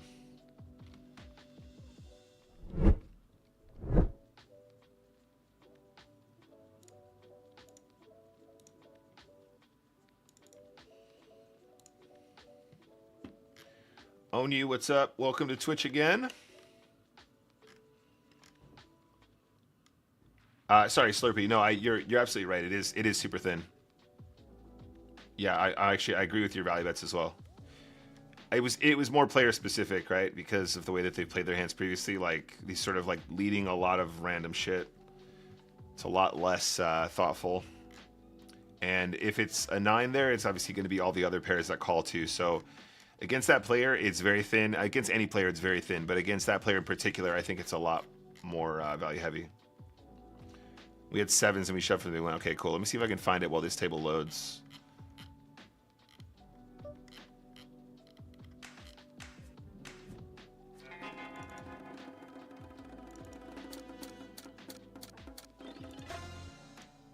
Yeah, you're absolutely right.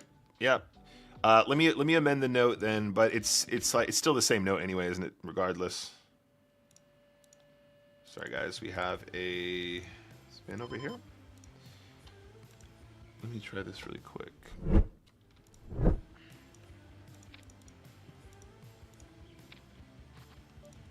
We've definitely played with Vervia a fair amount now. I don't know if it was all in spins, though.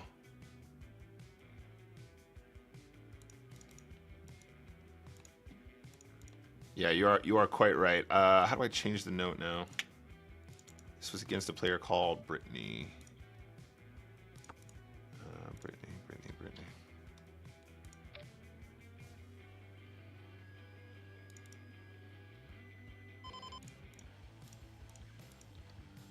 Called Brittany.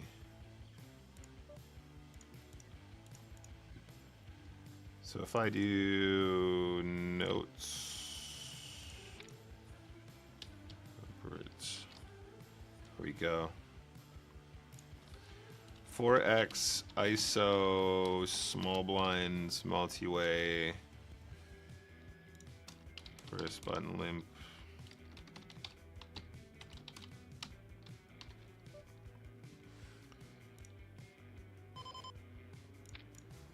All right, well, thank you very much, Define. That is, you are absolutely correct. That is what's happening. I've amended the note now.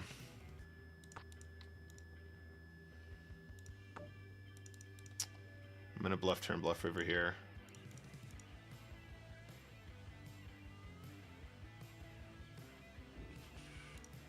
Let's get some more tables open as well. Yeah, I'm just gonna go for 2. We're blocking 6-7. That's useful. Calls with a pair of 3s. Interesting. Okay, well, I mean, we play an ace exactly the same way. We could actually probably even do the same thing with a 9, so fair enough, but seems a little bit catastrophic. Seems somewhat problematic.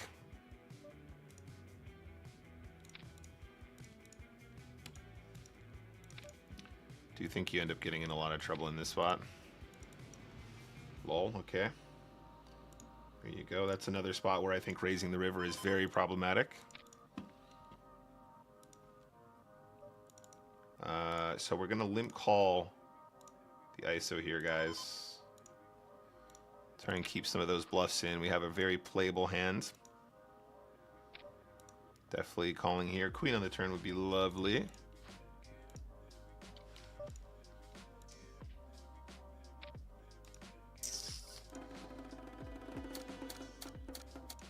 Still very dangerous to continue there.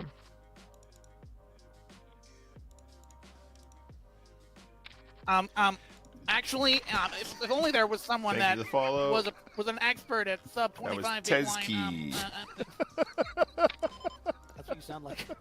Give me a chance to get back in this game. Actually, if only there was someone that was an expert at sub 25 big blind. I'm gonna raise the turn as a bluff here, guys. And if he clicks back, we're gonna call for the gutter ball anyway.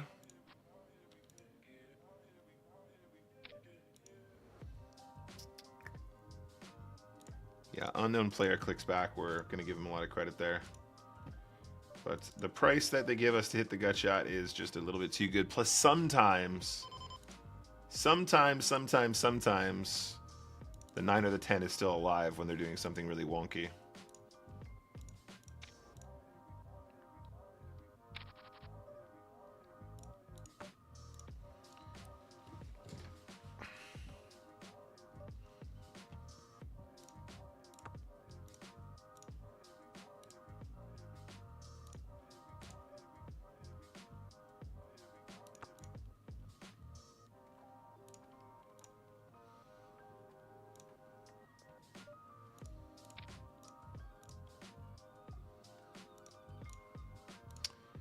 All right, we're getting like min 3-bet here.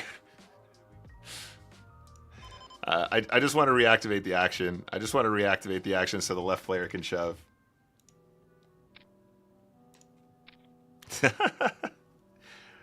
I definitely got kings. Oh, I love it. I love it. Good luck, sir. Good luck, sir. I wish you all the best. I wish you all the best with your pocket kings, sir. I wish you all the best, senor. Oh my god.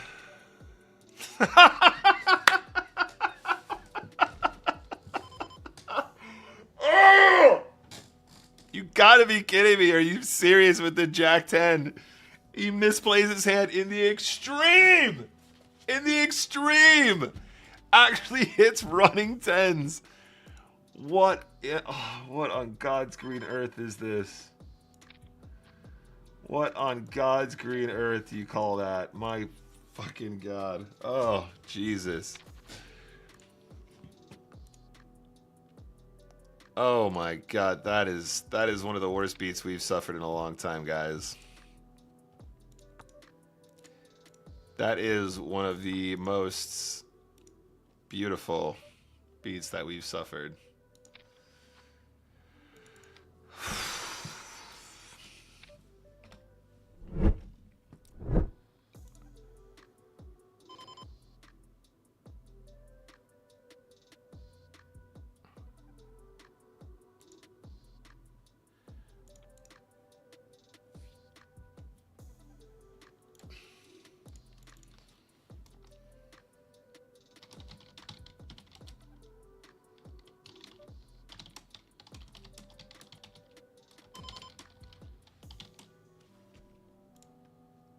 He donk leads, no hand, no draw on the flop.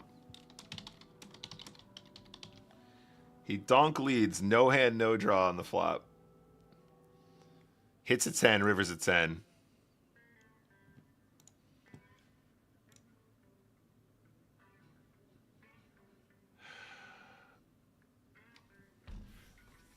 Let's do a quick review of this one, guys. We've done there's 15 big blinds in the middle already, guys. Flop comes king high. He's leading flop. No hand, no draw. Hits a 10. Still leads.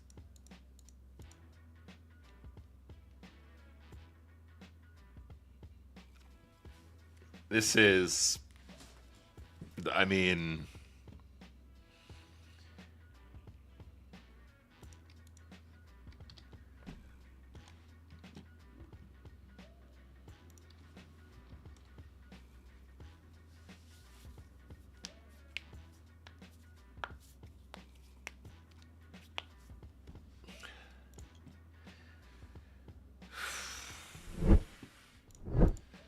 that, I'm not gonna lie, that one actually makes me sick. That one actually made me feel a little bit unwell. That one actually made me feel a little bit unwell.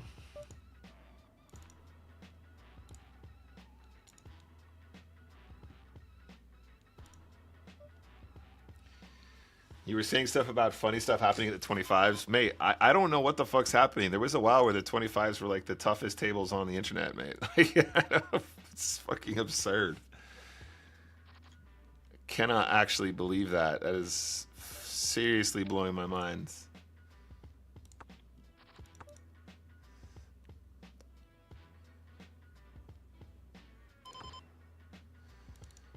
Fucking combo draws.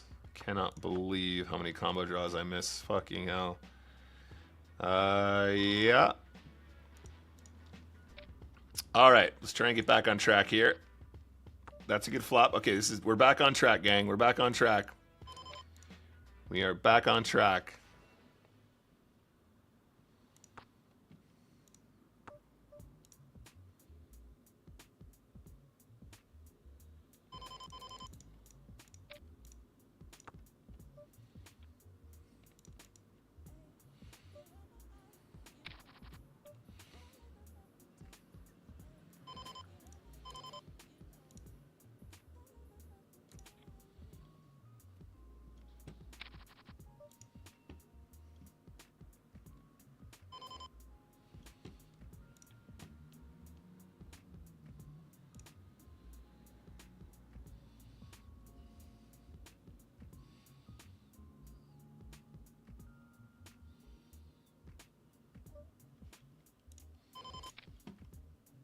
I mean, that makes the call down even better, right? When he turns up with Jack 10. God fucking damn it. Oh, I cannot believe how bad I run in this fucking game. Cannot believe how bad I run. All right, can we get some action, please? Can we get some action with the trip sevens? That'd be lovely. We're getting check raised when we've got a set. All right, how does this go now? How does this one work? How does this one work?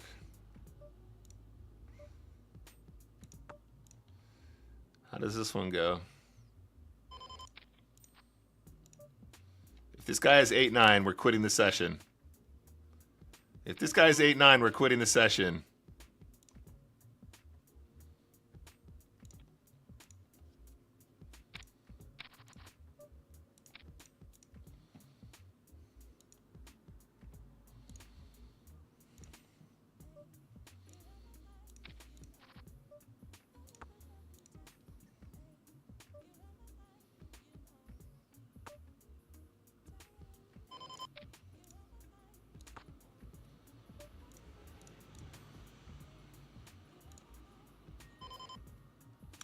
Hashtag unwell.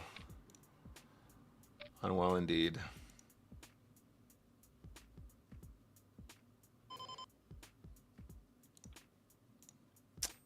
All right, we got him on the left too. That was a very clean game for the EV, I tell you what. It was a very, very clean game for the EV. Sorry, Chad, this is the one we're looking for.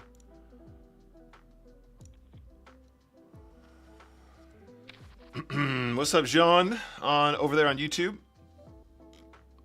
Yeah, it's a good situation to be in, buddy. You're right.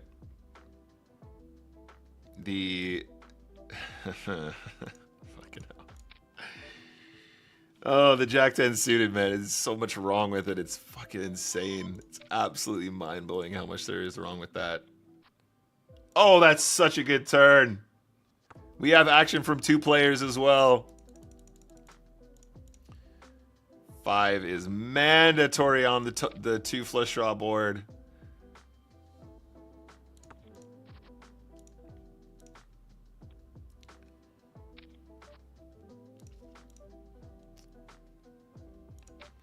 And I guess we're going for all of it, chat. Wish me luck. If he has some random flush, that would be super sad, right? Yeah, King 6 is definitely not a good hand, buddy. I wish I understood what was happening on these tables right now, guys. Fuck's sake. What is this run out over here? We had the nuts on the turn. We had a straight on the turn, I should say. We had a straight on the turn. Calling for a chop is very sad.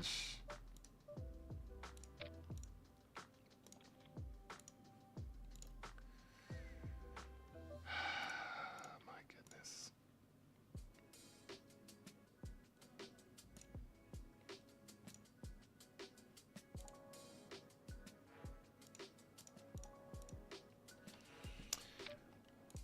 All right, King Queen, pump it in. Or flat. Flat is probably better. Just give him the ace high board where he can take advantage of us now. Ugh, so sad. Such a sad story.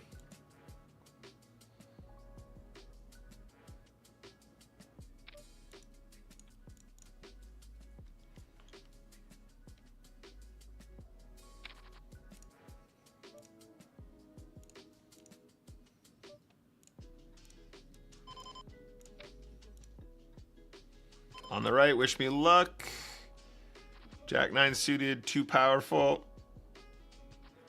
to fold at that stack depth. And we run into Jack 10 because why not? Keep it going. Next game, please.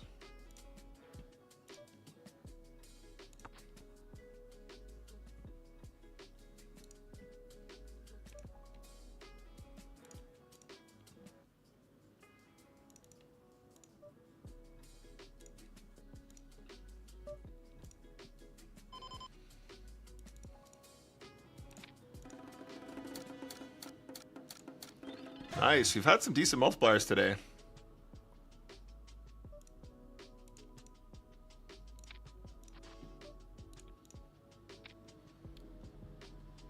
Where's Curtis? It's Doofus.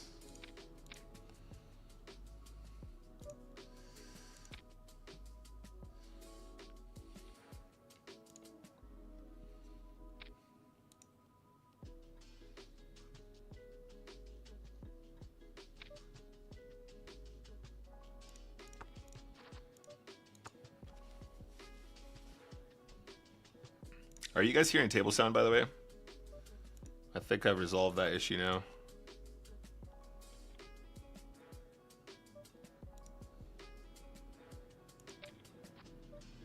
Two pair on the river.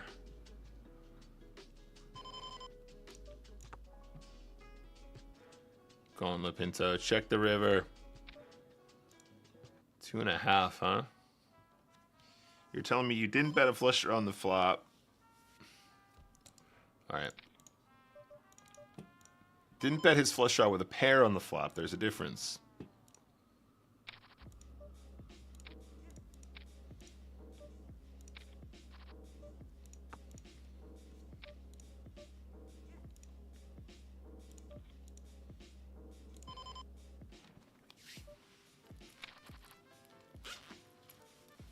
All right, so king tray on the right. Let's do some stealing, and then 10-7 is a check.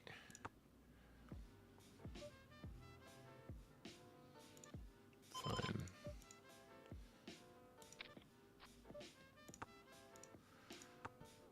All right. Just one of these. And let's do a little value bet here.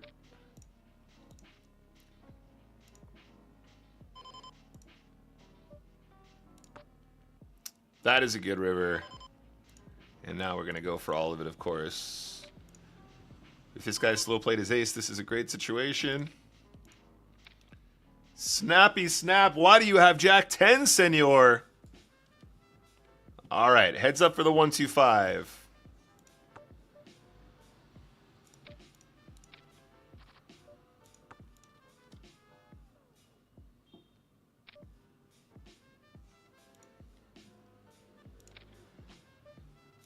Ooh, double gut shot on the turn. Wish me luck, guys. We're going to gamble on the left. Come on now. Come on now. Bro. Go on, bet the river. Do it. Go big. Ugh. Don't check. He has a pair of 9s, for God's sakes. All right, well. Here we go. It's definitely going to want to check the river. I think that one's a fold.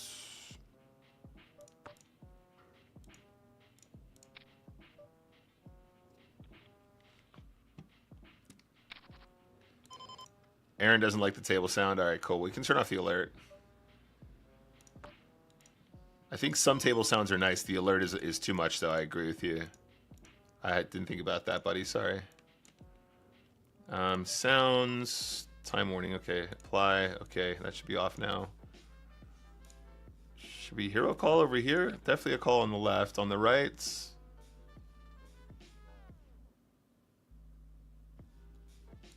Don't know this guy. Oh, we get the money and good on the left, of course. All right, one sec, guys. Let's go full screen for this one. This is for the 1-2-5. All in with the ace-9. I know I prefer beta sounds as well. Are we gonna stop running into jacks at some point? Hold! 125. Honestly, guys, we need. It's like every time we're all in standard spots, they've got jacks. What the fuck? Anyway, there you go. RIP jacks. Keep it going. Next game, please.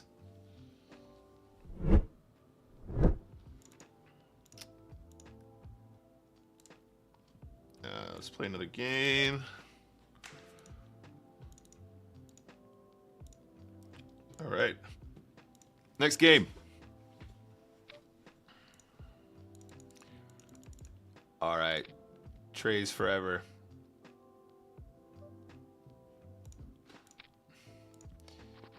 Okay, interesting. We're not out of the woods yet. Oh my fucking god. Bruv. What's the note we have here?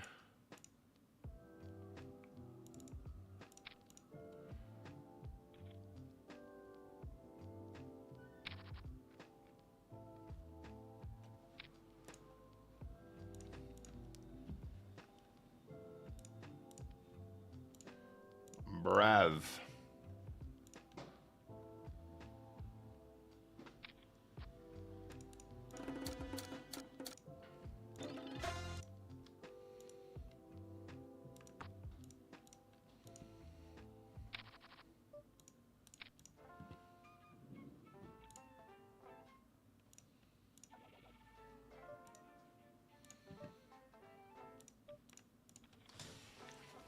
Oh, sorry guys. Table 2 ain't showing for some reason.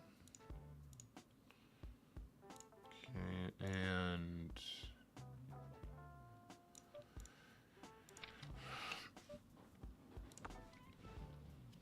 pair of jacks.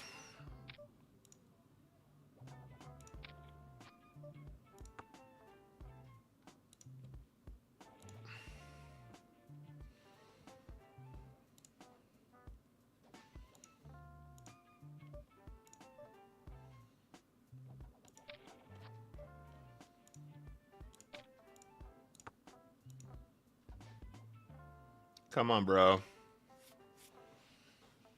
What you doing, Zelzel? Actually, if only there was someone that was an expert at sub 25. Thank you big very much blind, for the follow. That's what you sound like. This is Mr. Macro. Appreciate it. What was that alert for? A new follower goal. Your new followers goal of 700 was just completed. There you go. I didn't even know that was a goal, but it's a goal. And we just completed it.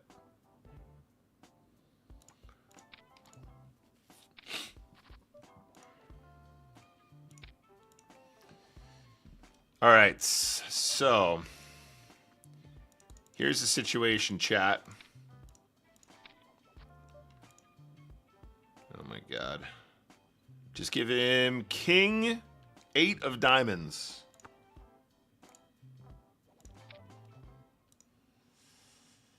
Nice hand, sir.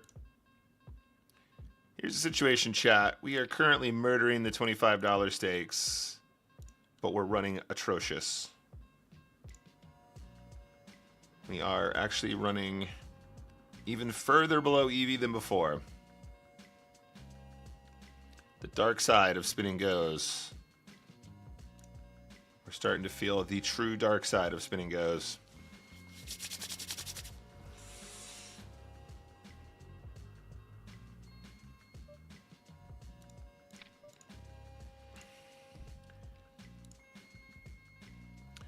It's all fun and games till you just can't win a flip.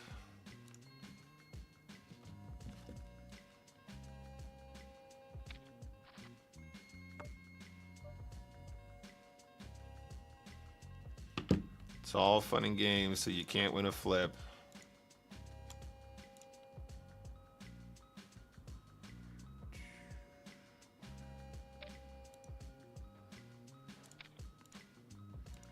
Oh. I mean, he's bluffing anyway, but the 6 is good. The 6 is nice.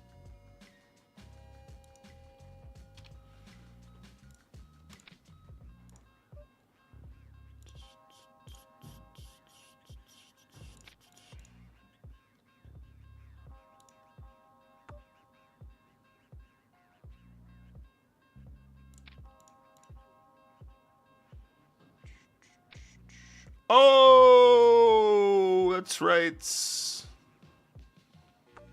That is right. 2 barrels is good on the left. He calls us with the 10. That's obviously completely fair. Yeah, Reg v Reg for sure. This is a call. You can see we're getting it in good there as well. I'm not going to call this one.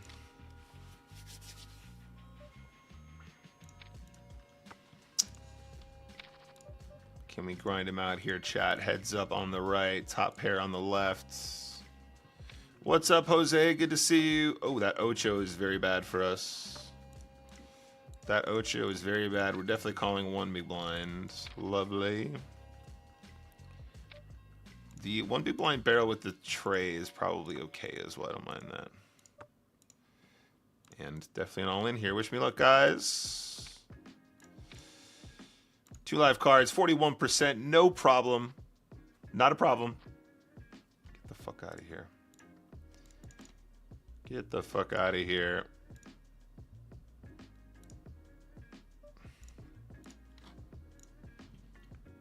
%, is absolutely not a problem, so I don't know what the problem is.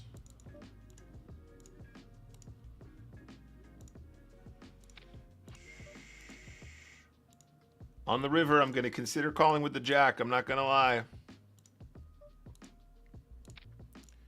I'm going to consider it.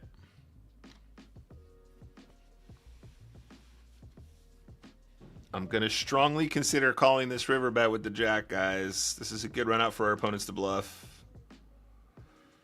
We're unblocking diamonds. We're blocking 5-7, which is a really good situation. That is a very unfortunate random queen. Well played, sir. Nice hand, brother.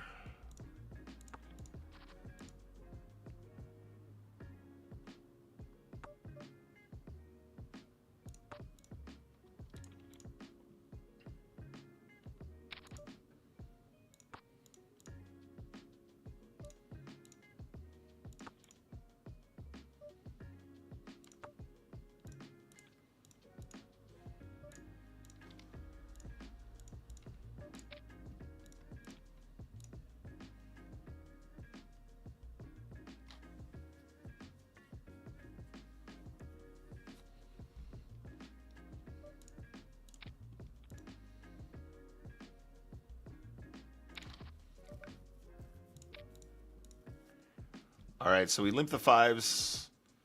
Making sets is cool. I think betting this flop is pretty much mandatory because we only really get value from hearts or a 10. He will basically never have an ace here. But we need to do what we need to do to try and get max.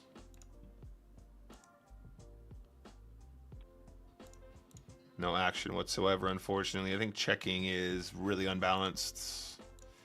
Queen 5 is definitely a push for his limp.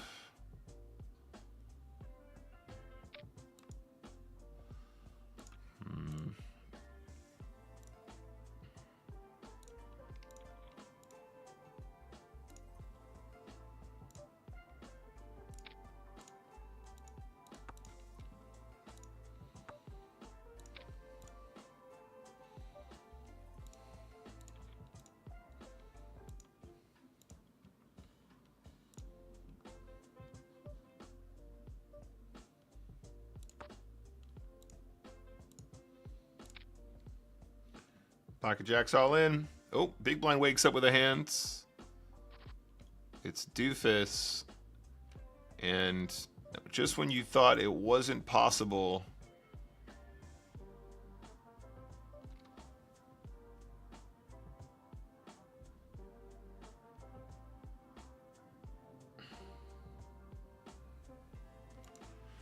and just when you thought it wasn't possible to lose any more flips, we are very talented in that regard.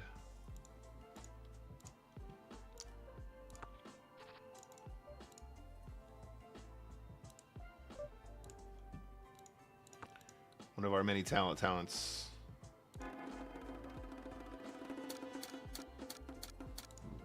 One of our many talents. So without the alerts on, guys, is that better? Like, it's cool to hear some table sound, right?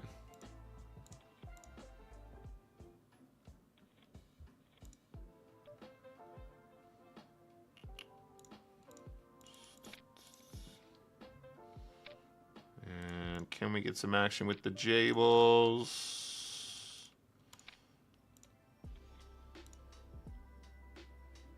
Magakaze.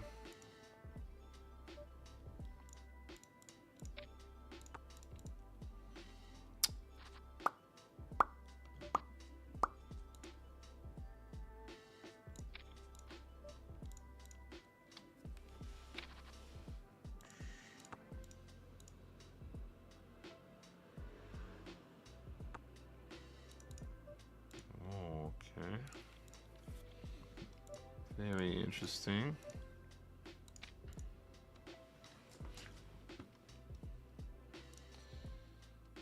Nine tray of clubs coming in with a limp.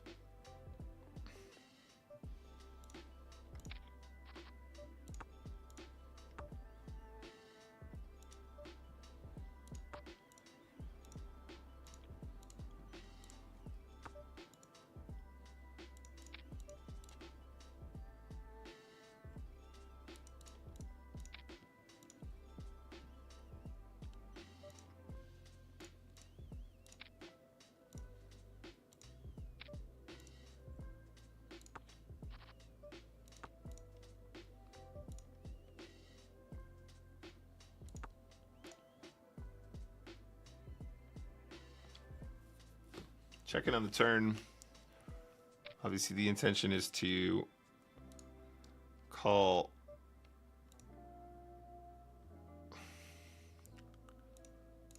a turn bet. We're calling a river bet if we need to.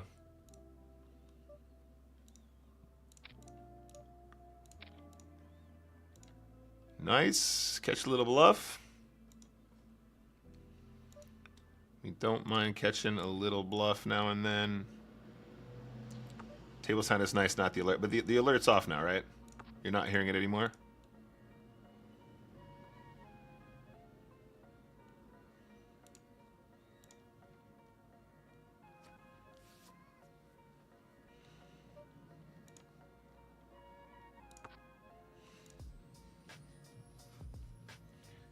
Audio is fantastic today. Good stuff.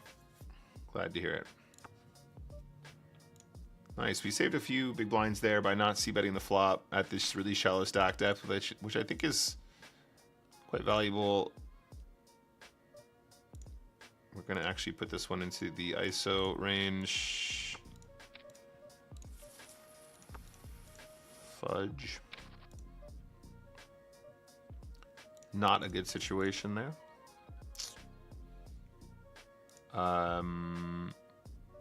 This is the size we're going to lead with.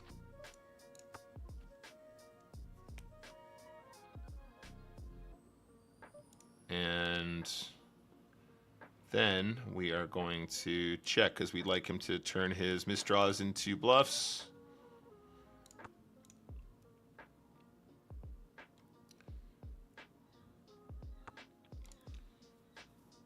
And he turns up here with a 10, so he missed value from the 10. Some people actually will value bet their 10s there as well, which is nice. Some of the stronger 10s probably should.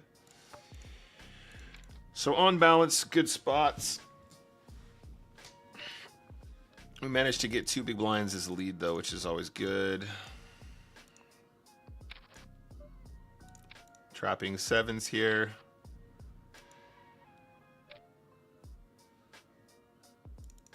Put this one into an ISO. If our opponent has a 6 on the right, we kind of just need to give it to him, unfortunately. Much more likely he has a tray now.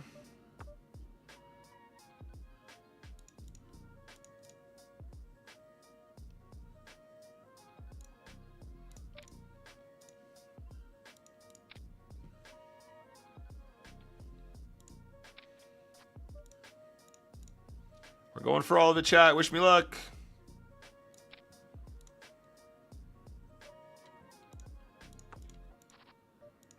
Ooh, all right. Nice little pot there. Juicy little pot there.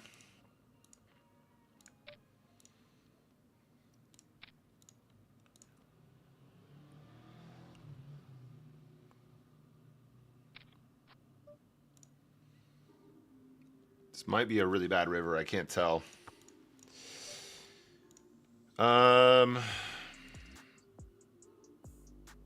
If we get shoved on, do we really fold? Oh, this is so nasty. I think we have to call because he can just have random 9s. He can have like there's an argument that there's a certain number of 5s that probably just bet flop as well. So like in reality, can we really fold 2 pair? Yeah, that's what I thought. That's what I thought. That is right.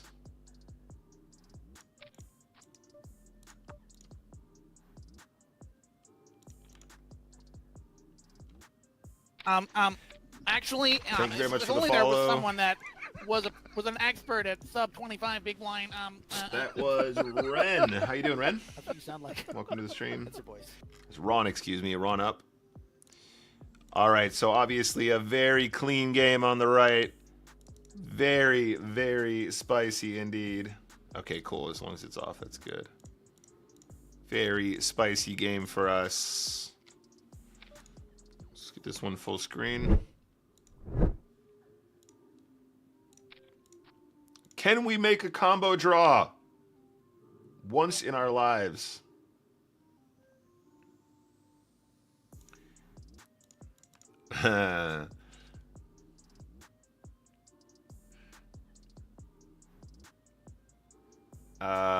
This is super weird. This is super weird. Okay, don't be weird, Nick. Stop being weird.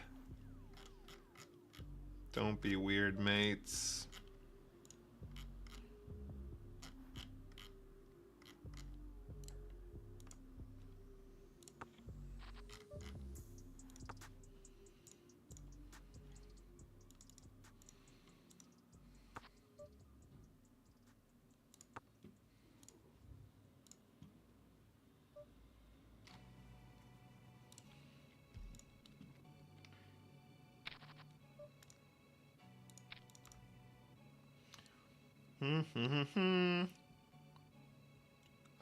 Let's do this from over here, actually, while I think about it. I might actually check this board, guys. This seems actually appropriate to have some checks on. I think it's balanced that we have some checks here.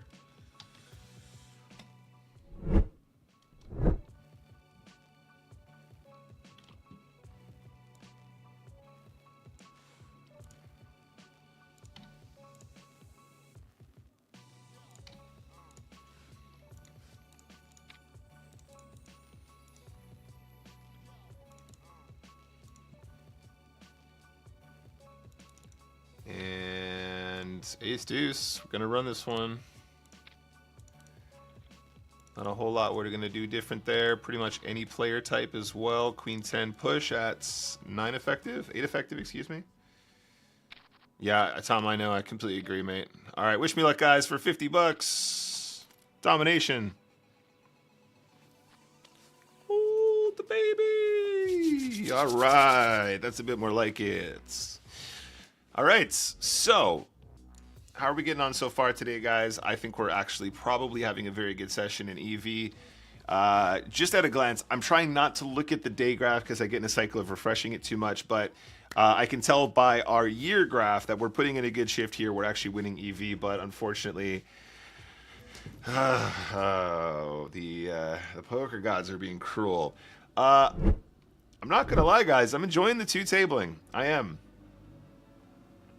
enjoying the two tabling. I feel more switched on. I feel like I'm a bit more activated. I feel like I'm more activated from sort of a, I feel like I'm more engaged as a player. Obviously, I've played a lot of spin and goes, so the two tables kind of keeping me locked in, keeping me focused, not getting too distracted, which I think is a great thing. It does feel nice as well to think that we have an opportunity to maybe do some spin and go challenges where we show, where we actually put in a decent amount of volume. Which one are we doing here? Sorry, guys. Okay, limp this one. Gives me a little bit of hope, a little bit of excitement that we could potentially do some fun challenges that might be good content for, for social media as well.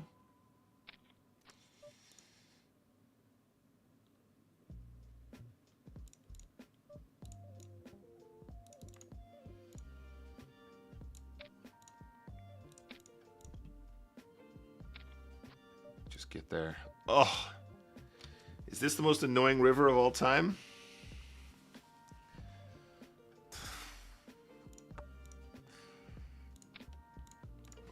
We actually hit the clubs, but if he has the pair, then we're in trouble. He turns up with ace-10, which is great for us, obviously, but that's an annoying one to hit. Where we're kind of going to get ruined by a lot of random pairs. Why do you? Okay, it's a gut shot. Yeah, that's fair. All right, $275 games. Let's get it, guys. I mean, even just this session, this specific session is a perfect example why doing streams with 2 tables is probably going to be better in the long run. I say in the long run, a better adjustment for what we want to try to accomplish, because, you know, you guys have been watching the streams recently. We're running like trash, like we're running awful, and the only way to get out of those swings is to play, you know, more volume, to actually get expose yourself to better situations. But I do agree that I think there is a better way to handle it on stream. So maybe two tabling with the two tables probably superior.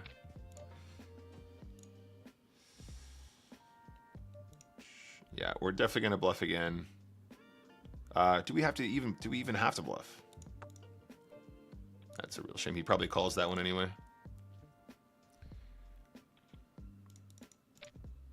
We have 2 live cards and a flush draw on the turn, and the combo draw doesn't come in. Is anyone surprised? Is anyone surprised? It was probably the worst club in the deck, yeah.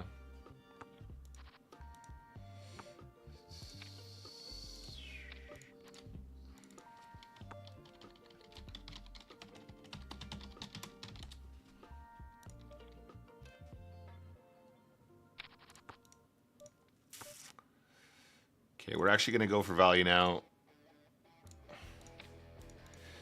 Can't get called by worse 8s there. Obviously some trays as well.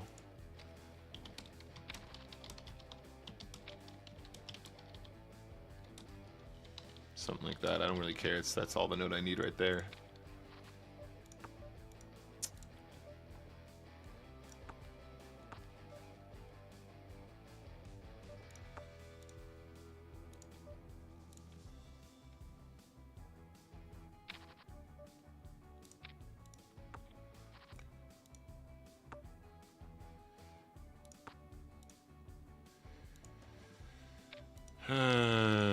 Ugly spot.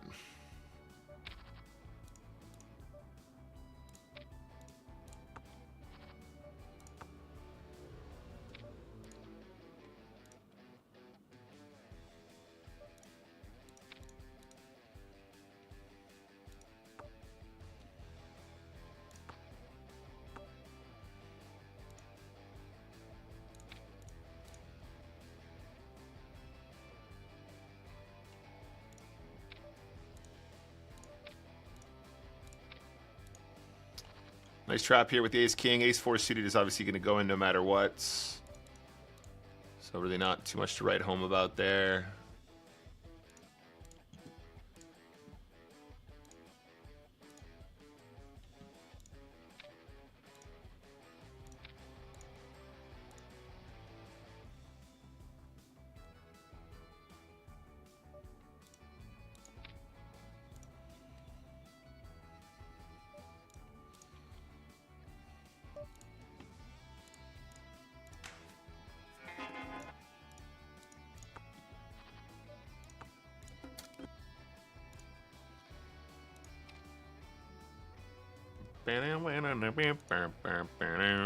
Left is a check. On the right, definitely can just let that one go. And ace jack just can be a push here on the right hand side. We're gonna trap ace 10 against the reg here on the left. We're obviously calling a shove, pushing versus ISO. There we go. That's a good spot usually. Sometimes we're busted, but obviously this is just a power move, very valuable. And on the right, 10s I think is a very clear value bet, especially as our c-bet size on these dry textures is just one big blind. We want to be doing this with, you know, all this good stuff. ISO this one is a bluff.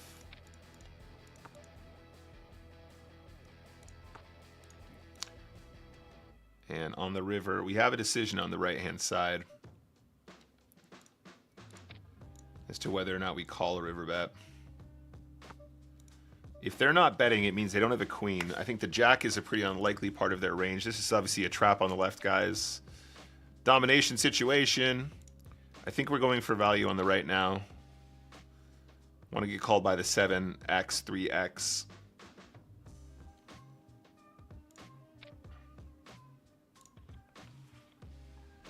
Be really weird for them to have a queen. Trap on the left again. Oh yeah, traps away. Let's go. Hold. Hold. Don't you fucking dare chop this pot. What's up, Mads, in the chat?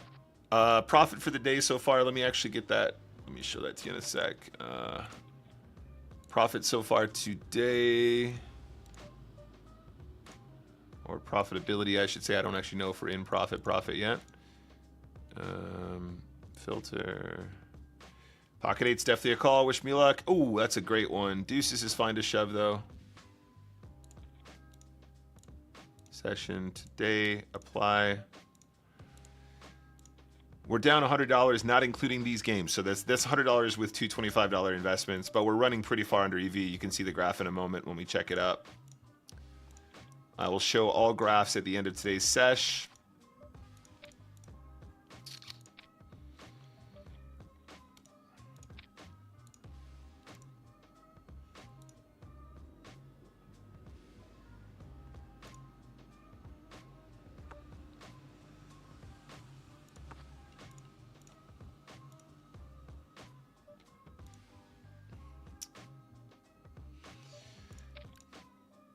Same hand, yeah. I was going to say, it's like sometimes it's just like a random bluff because he knows we're going to overfold there.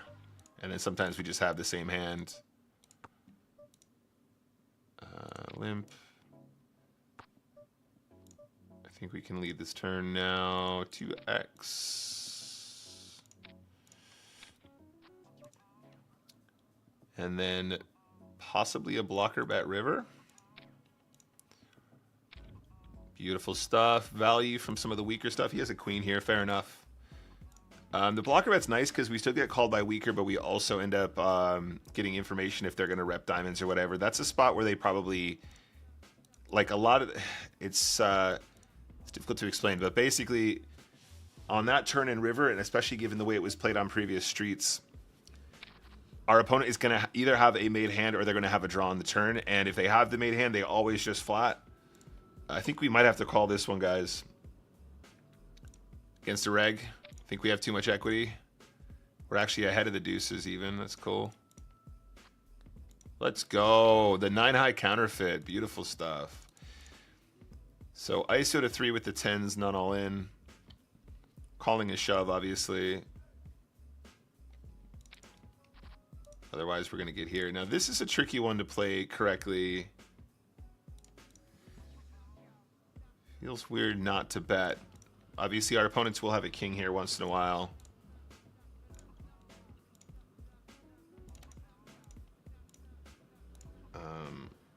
Sorry, table 1. There we go. But yeah, in that other spot, like when we blocker bet there, there are situations where when you blocker bet, you're inducing a lot of bluffs, but the hands that continue in that fashion that are made and we're beating will just flat, like always.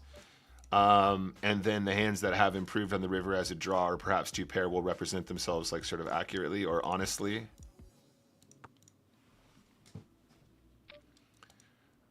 Pair of sixes, definitely not folding yet. The heart might slow him down. Two barrels, I think probably is fair. As I mean, bluffing a lot there, but I think you got to give it to him anyway. Jack 4. Can't fold on the left yet, of course. Too much equity.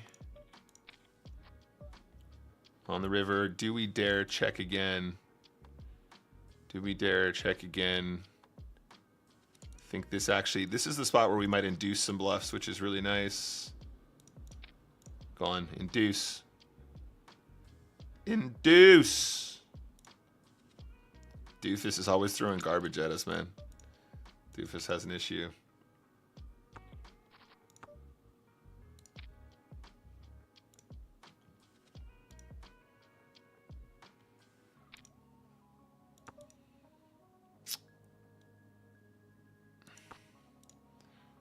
Okay. We are beating some straight draws. We are beating some hearts. Our opponent probably doesn't have an ace that often. This could be a 5. That's probably the most likely hand for it to be, but it will just be bluffs as well. And I would say a fair amount. Yep, that makes sense. Nice hands. What's up, Croaks? Good to see you, mates.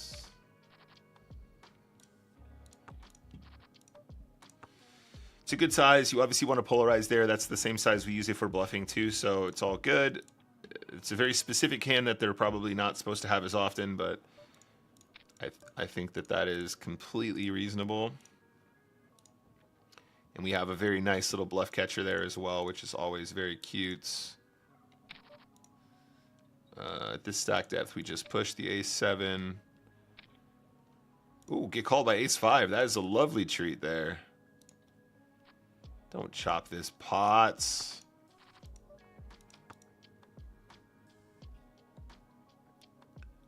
Felipe is trying to give us his chips, and the software just won't let him. King high for the win.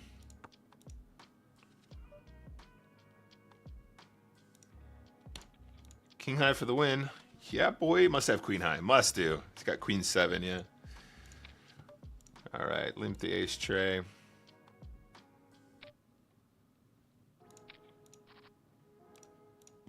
We have a 3.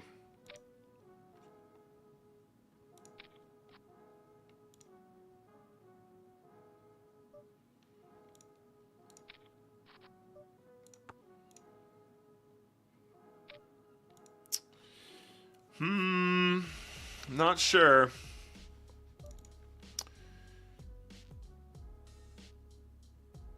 I'm not sure on this one.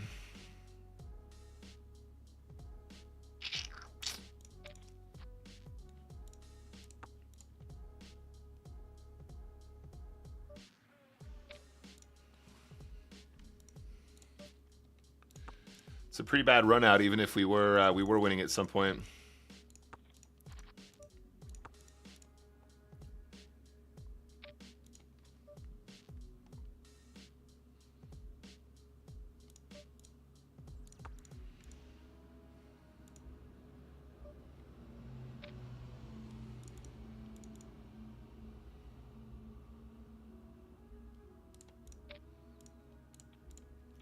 Overbet river as a bluff. Nice.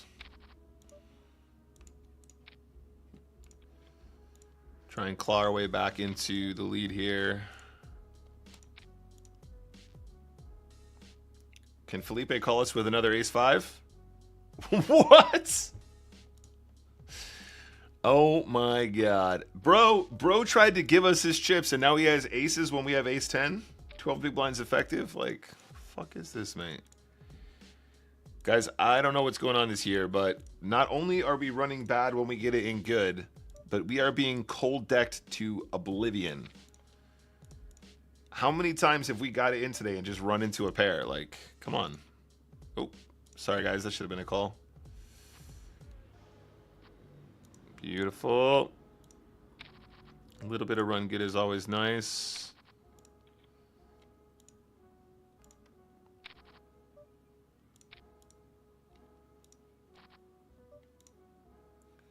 Can we come back from 0.7 big blinds? What's up, Joni in the chat? Hello. How you going, Joni? Trap ace-5 suited.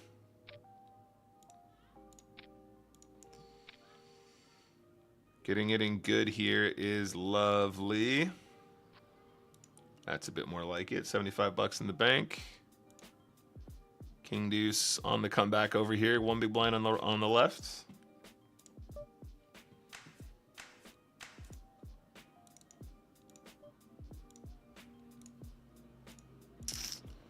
This time we call correctly. Jack or a 6. Nice hand, buddy.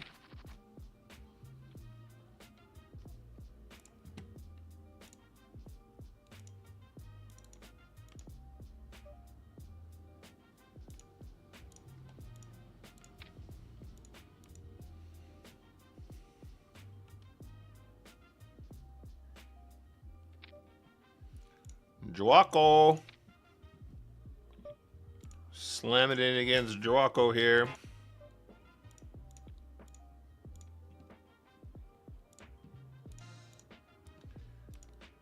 I mean, not sure what else we're supposed to be doing here, guys. We've very unfortunately found ourselves in the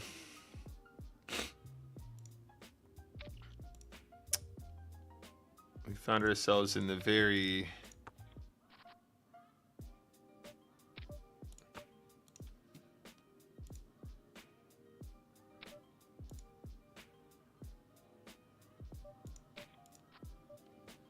come on, get to showdown.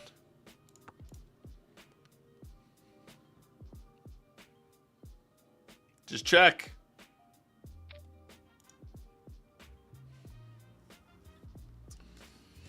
Oh, this guy's never bluffing.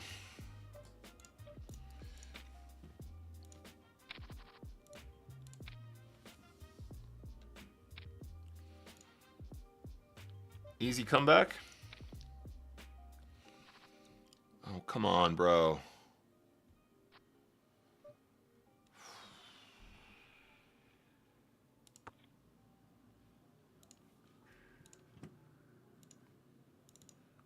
It is insane how bad we run.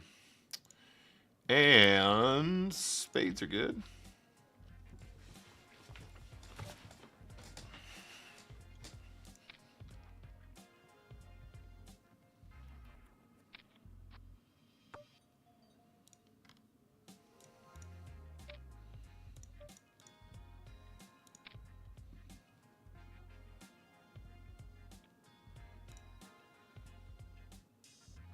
What's up, Wee?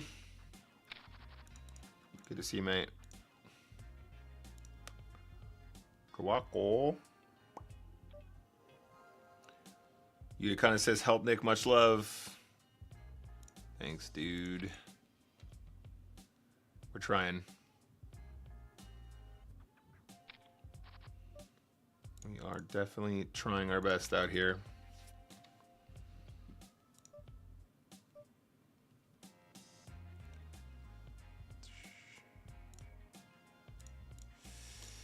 Two barrel bluff.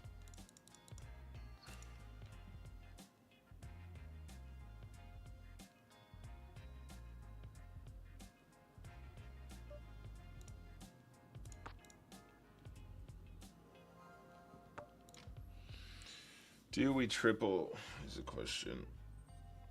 If we triple here, this guy is going to call us down with king queen or some shit for sure. What? Nice hand, bro. Against the right opponent, that is the perfect line to win that pot, though, I have to say. Against the Argentinian, however, way too pro. Way too pro.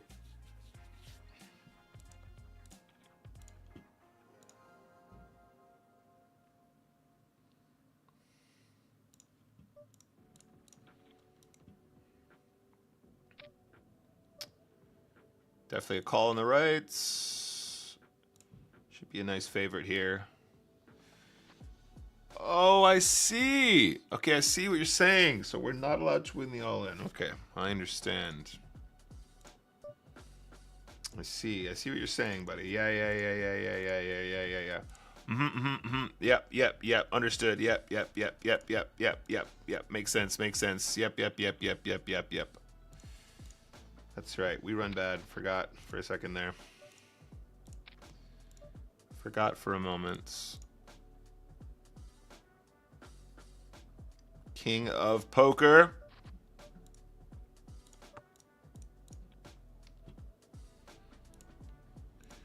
We are the king.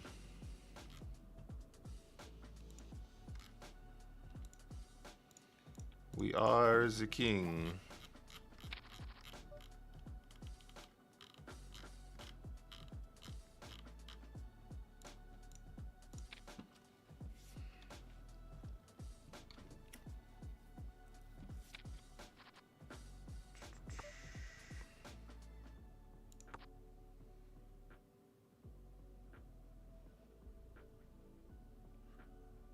Magakaze.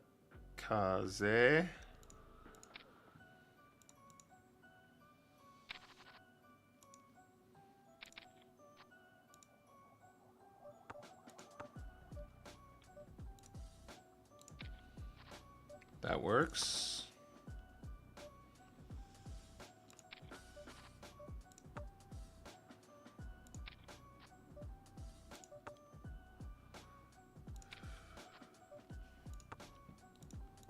That works. That works.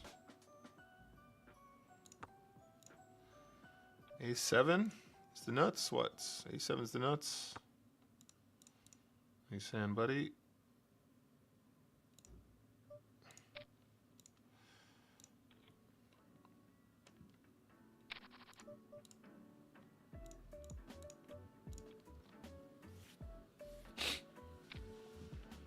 Up, up, up, bloop, bloop, bloop, bloop, bloop. Ba-ba-dum-bum-bum. Not the best flop for 6-7, is it, guys?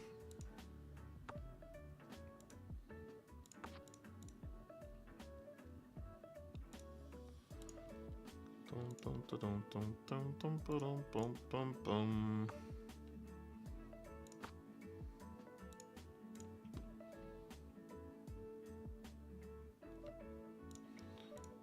Nope, not a dime, sir.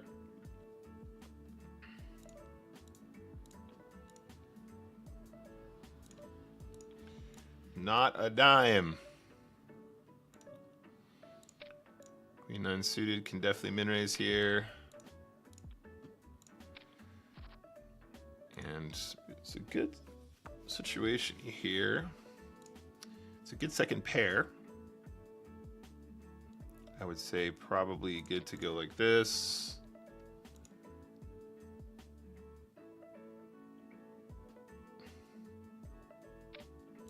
I think we have to call the shove. Like, he's going to have too many straight draws and flush draws. He's going to maybe do this with some weaker nines once in a while. Might have a king. I wish you the best of luck, senor. Oh, there we go. That's a little run good for us. That was a little run good.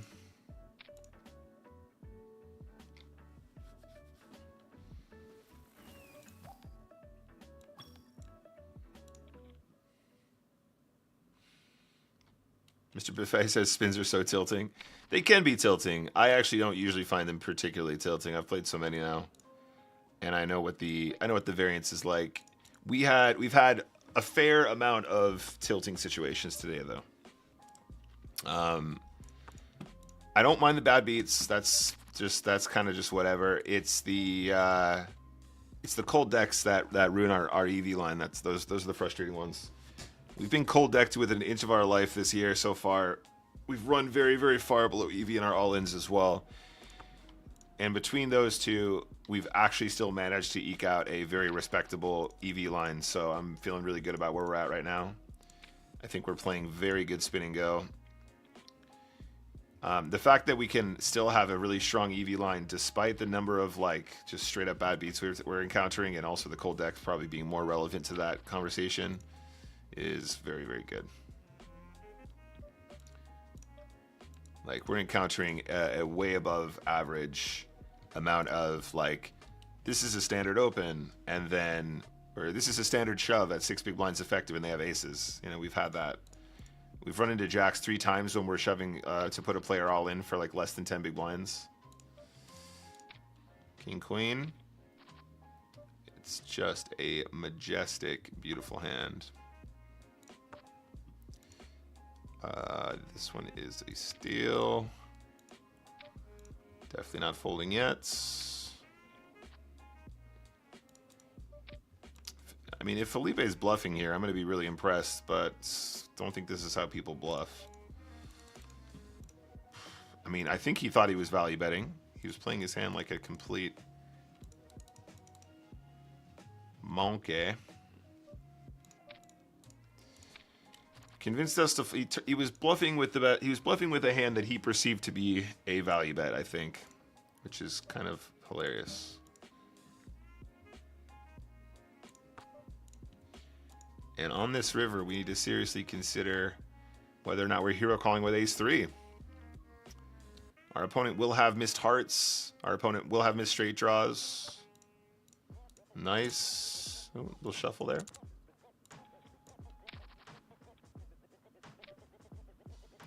The EV graph isn't going to shine with that 9, that's true, but we're running so far below EV, it doesn't really matter. It'll look better in a sec.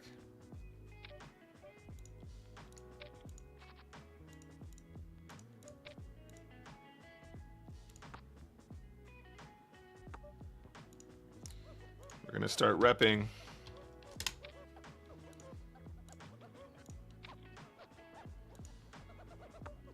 We're going to go again.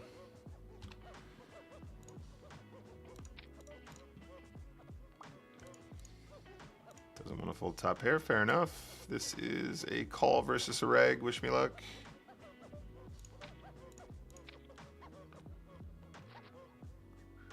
Spade. Come on, bro.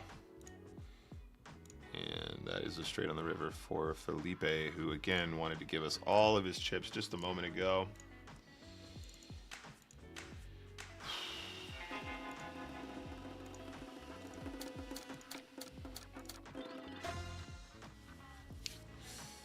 What's up, Lion? Yeah, it's going fine, buddy. We're doing a lot right. We're doing a lot right here. We're running pretty poorly, but there you go.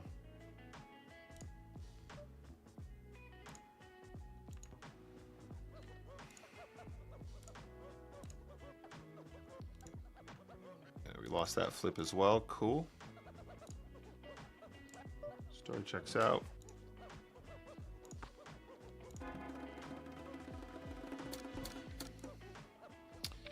So on the left again, I mean, look, we're beating a fair amount of stuff.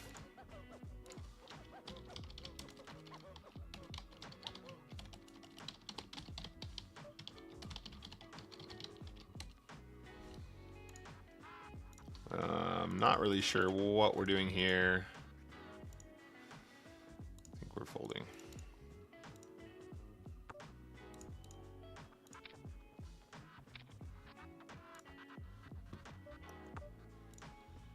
On the right isn't showing yet. Sorry, guys. Wrong one.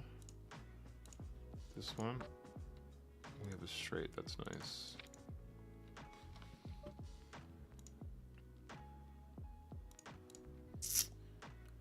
We'd be pretty unlucky to be losing this one. 9-10 of clubs would be hilarious.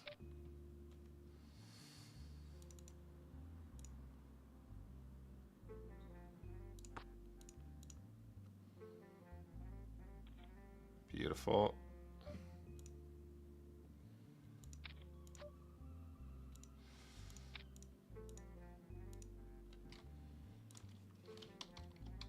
Let's make some action for the viewers. Perfect. What's the fuck?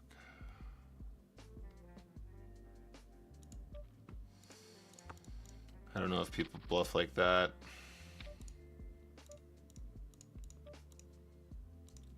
The way that guy played Queen Deuce, like, actually tilted me though that time. We're in a multi-way dry pot, and he's like smashing it in with Queen Deuce. Like, what are you doing? Bluffing with what is going to be the best hand a lot of the time.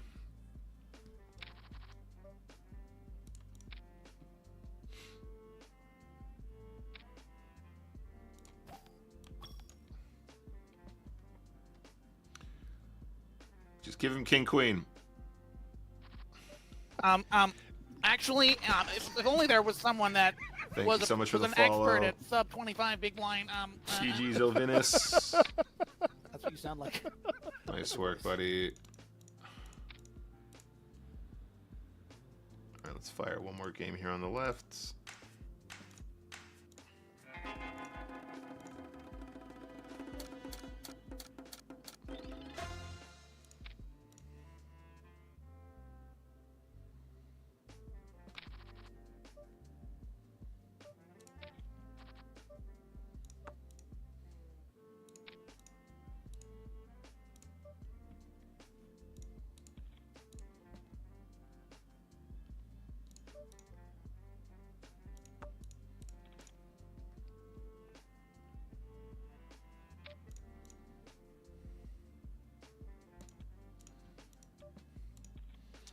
Oh, player on the left here is all in a lot, apparently.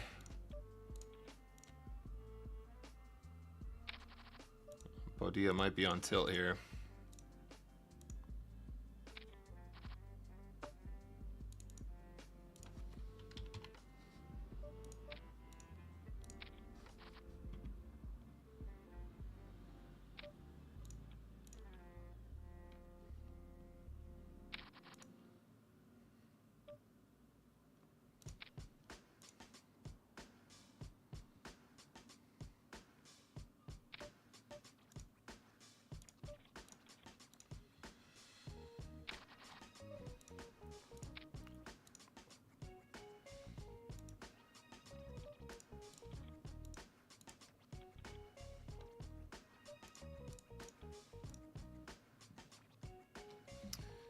Ace King of Spades. Can we do something, please? Oh, Ace King on the left, too. Go on, just go all in. All right, let's just do 3.33333333. This guy's all in. We have Ace King. We're all in, too. The shove with the ace tray is very probably a huge mistake. Holy fuck. I don't know how to run any worse than this, chat. Gotta be kidding me, bro. Hilarious stuff. All right, cool. So obviously pretty catastrophically bad.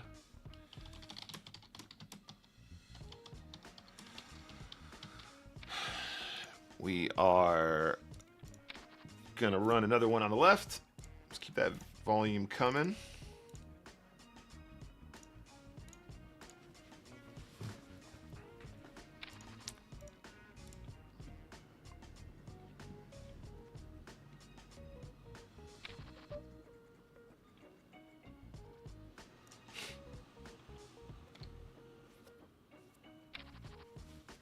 $100 game on the left.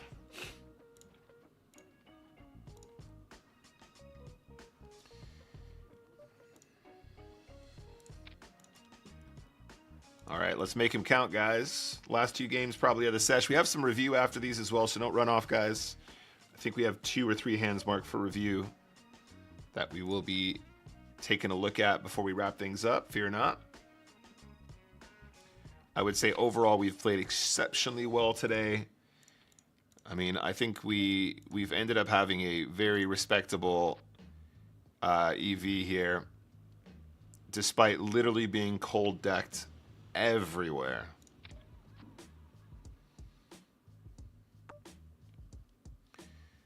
We have been cold decked and bad beat so many times this session.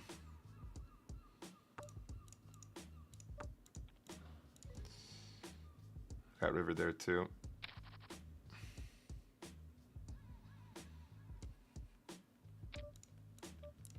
But we persevere. We continue to play to the best of our ability.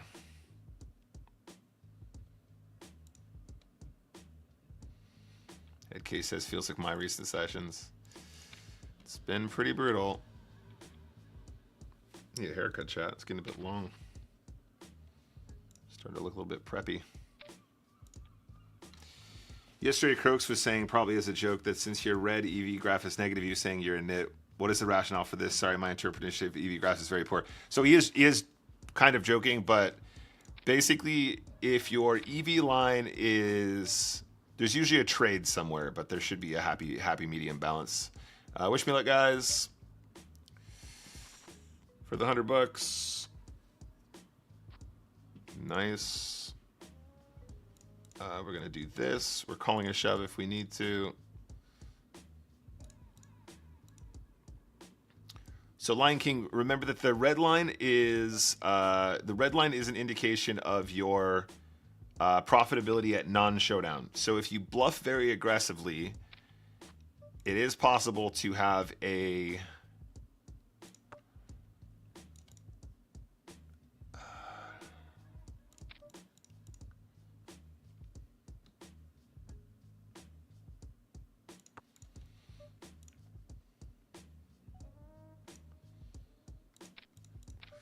So if you bluff very aggressively, it is possible to have a winning red line.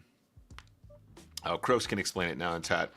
But usually if you have a winning red line, it comes at the expense of your blue line, which is your showdown line, because when you're bluffing aggressively, sometimes you get called, and then that costs you some profitability in that sort of section.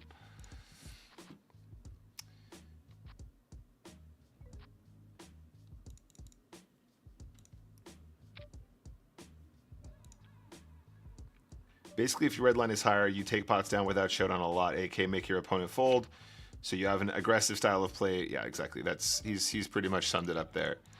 So there are players who we call red line warriors, or it's like a common phrase we might use. Red line warriors are called red line warriors because their red line goes up very, very aggressively because they bluff super aggressively, but also their blue line suffers because they're bluffing so aggressively that when people call them down, they actually, are winning very rarely.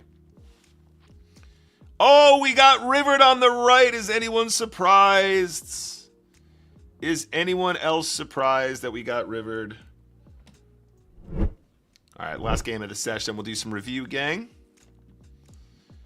Got the chips in good, but rivered anyway. Is anyone surprised? Can we make a straight, please?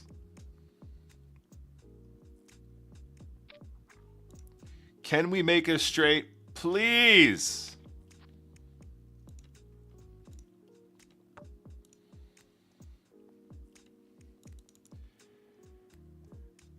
They can still have hands like 8-7, so I don't think we need to bluff here. But we could still get some ace high, king highs to fold, which would be really nice. So I think we probably should. Wish me luck.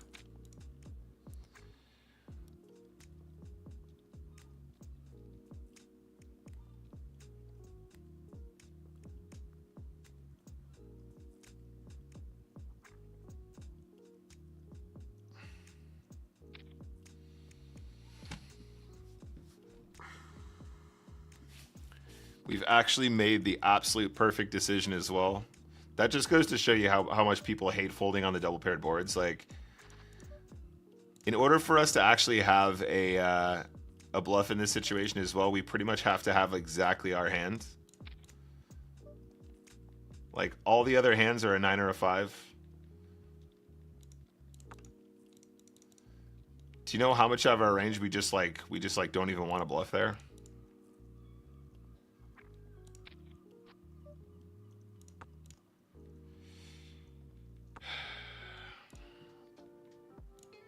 It's a good bluff, guys. We've made the right decision, right? Because what we're saying is we know that it's possible for the queen high to be winning in that situation because we know what that larger ISO size consists of in terms of range. And when we've arrived on that river, we know that we also want to put the ace highs, king highs in the bin, which is exactly what we do, right? Can they still call with ace queen? Sure. Do I think that calling with ace queen in that situation is going to be winning, against range? I'm not sure. Like, do we ever miss a shove with a jack? Probably never. I think it's very difficult for us not to shove a jack on that river because it's very difficult for them to play their hand. Like, it's very difficult for them to play their hand in a way where that's not probably a good idea or something that we're probably, supposed to be doing. Anyway, nice hand, buddy. Well done.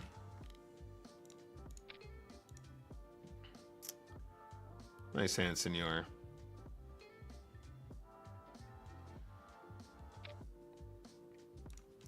Okay, wait. Let me get this straight. This is a limped pot, right? This is a limped pot, and we're getting check shoved on the river. Nice hand, sir. GG. All right, so let's take a look at this hand again really quick before we move on. So basically, in order for him to do this, he has to have the nut flush. I mean, he can maybe do it with the king of diamonds, but people just don't. So I think basically what he's saying is he has to have ace five of diamonds. So in hindsight, the check back with the ace five suited here actually is really good. This is I think we take the exact same line. Yeah, probably in hindsight. My biggest concern is that most of his ace combos are going to be played aggressively pre-flop because this is a reg. A good rig will check back some of their suited ace combos at the stack depth, though, so that's definitely a part of the range. When we have the 10 of diamonds, You know, obviously we're going for value here. The river call might be an outlier fold. But the point is that like when they make this move, they basically have to have the ace of diamonds. Given the way we played the hand, I think even the king of diamonds is probably a little bit concerned that we have the nuts. So he has to have a very specific kind of ace. It has to be like a low suited ace. The larger suited aces, like ace 10 of diamonds, probably never checks back, for example. So having the 10 of diamonds here isn't as much of a relevant sort of blocker. But yeah, nice hand, buddy. Well done. So there we have it, guys. That's the end of our session. However, we're going to be doing some review now, which we will take on right now. So first things first, let's make sure that we close up PokerStars. Let's start with, well, we'll take a look at a graph first, and then we'll look at some of our review stuff. That was a tough one for us, guys, but we did manage to play a pretty considerable volume. After everything was said and done, we managed to play 46 tournaments. Is that sort of in line with what I said? No, because actually I said we actually played two. We played a few one tabling, and then we were playing quite slowly in the middle. So about 50 tournaments a session, I think, would be possible. Two tabling, which is nice. I think in reality, it's more like...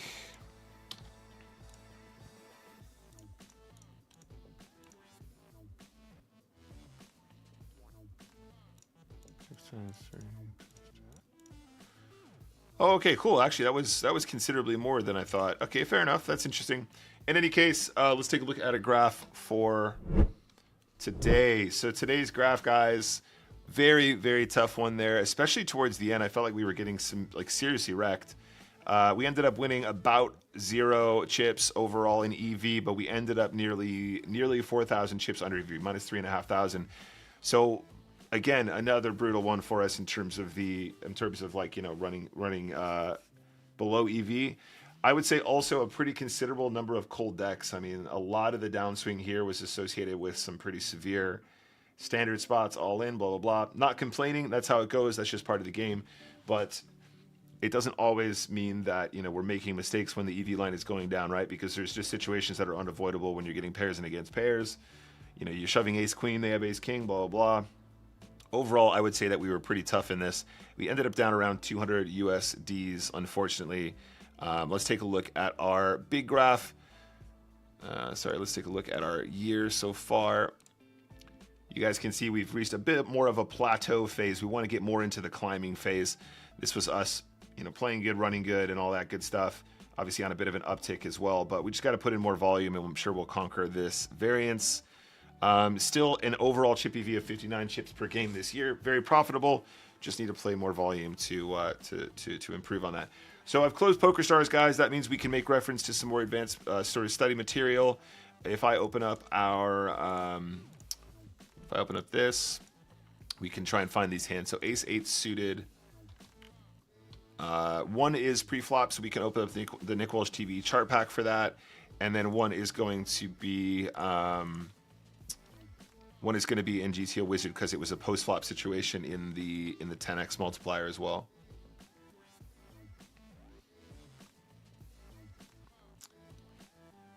I said 34 to 36, so nicely done. I mean, how many? Ended up being 46, so maybe we're playing faster than we thought. Okay, so let's take a gander at our ace 8 suited.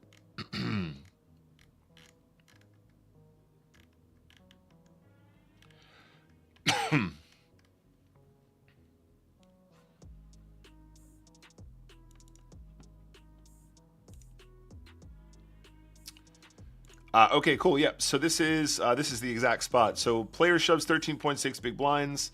Small blind has 6 big blinds. Again, this is going to be a bit tricky to work out because it's unbalanced, but there actually might be a useful one in GTO Wizard for this.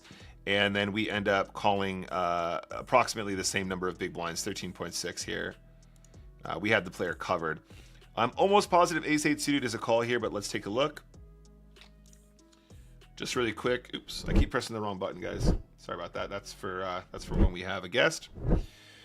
Let me open up GTO Wizard quick first, and let me open this up and make sure that we're not doxing. Yeah, perfect. All right, so we're looking at study. We're looking at spins. Let's take a look. So here's the spot again. Let's call it 13-ish. Oops. So spinning goes. Yeah, look, we're not going to be able to find it here, unfortunately. If we take a look at 13, let's see what the overcall looks like anyway. So button is all in. We small blind calls, big blind. So ace-8 suited is still a call when all stacks are 13 big blinds. So the button shoves 13, the small blind's all in, and then we are 13 effective. So this means the call is definitely approved, because the player shoving the initial 13 is going to shove knowing that the small blind is shorter, and then also probably shoving more of a 13 big blind range against us anyway. And then the small blind call obviously is going to be considerably wider because they're the player at risk that needs to actually get chips in the middle. So when we have the unbalanced stack size, we can surmise from what we're seeing here that the ace-8 suited is still a call regardless. Ace-8 suited is an overcall against 3 perfect opponents, shoving perfect GTO from the button. So yeah, this is obviously approved, and that one's fine. So this is a win for us. And then the other one is this Jack-8 suited spot. So let's try and find the actual action, because this is a post-flop one that was very freaky. And I'm just trying to figure out if I'm even thinking about this along the right lines, because this one's quite complicated. Krasno Army is a reg. There's probably a lot that we can derive from GTO Wizard from this.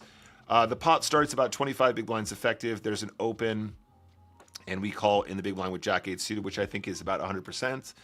And we arrive here. So what happens in the actual pot was there's a small c-bet about a quarter. We call. We end up turning the diamond draw to go with our straight draw. It's my expectation that your opponent is supposed to be barreling this turn aggressively as a bluff. And therefore, the check shove is very good because we have a lot of equity when we get called. So we claw back equity when we actually run into stronger hands here too. But we win a lot at non-showdown, and I think this is a good line. But I'm actually not certain. I don't even know how much of this we're allowed to do. I'm assuming that like Queen 10 is supposed to do this at some frequency. I'm assuming Ace 3 probably at some frequency. We don't really have Ace Queen or Ace 10 because those are probably 3-bet or shoved pre-flop. So this is where we're at. This is the spot. I decided that I was going to shove. We got called. We ended up having about 30% equity going all in the turn. This is an important number because it means that there is a lot of incentive to us taking aggressive lines because the downside is still relatively not catastrophic, right? So let's go ahead and take a look at this spot. So we start a little bit deeper. We start 25 big blinds effective. Oh, okay. This is wrong anyway. One sec. This is classic. Oh, really quickly, let's take another look at this. Sorry, that looks like that was with antes just now. All in call. Okay, sorry guys, I was looking at the wrong one just now. The 13, 13, 13 without antes, that was the issue. We were looking at with antes for some reason, which we never do. At 13 effective, when it's all in and then call. So it looks like actually ace-8 suited is a fold 3 ways, excuse me. I think that means that with the shorter stack, I think that the call is actually probably going to sneak in there regardless. So we were looking at the wrong chart just now, so I just want to clarify that. But that is probably still means that the ace-8 suited sneaks in there, so we're still good on that one. Anyway, with that resolved,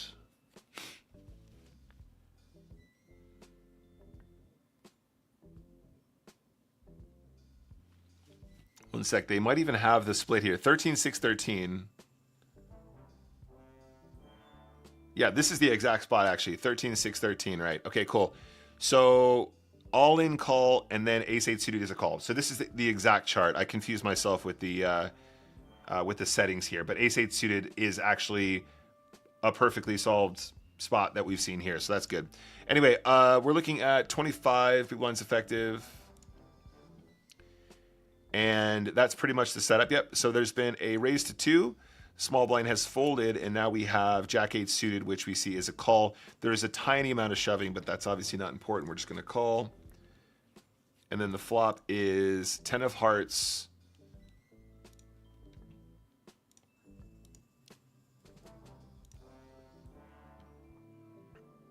Was it Queen of Spades? 10 of hearts, queen of spades, ace of diamonds.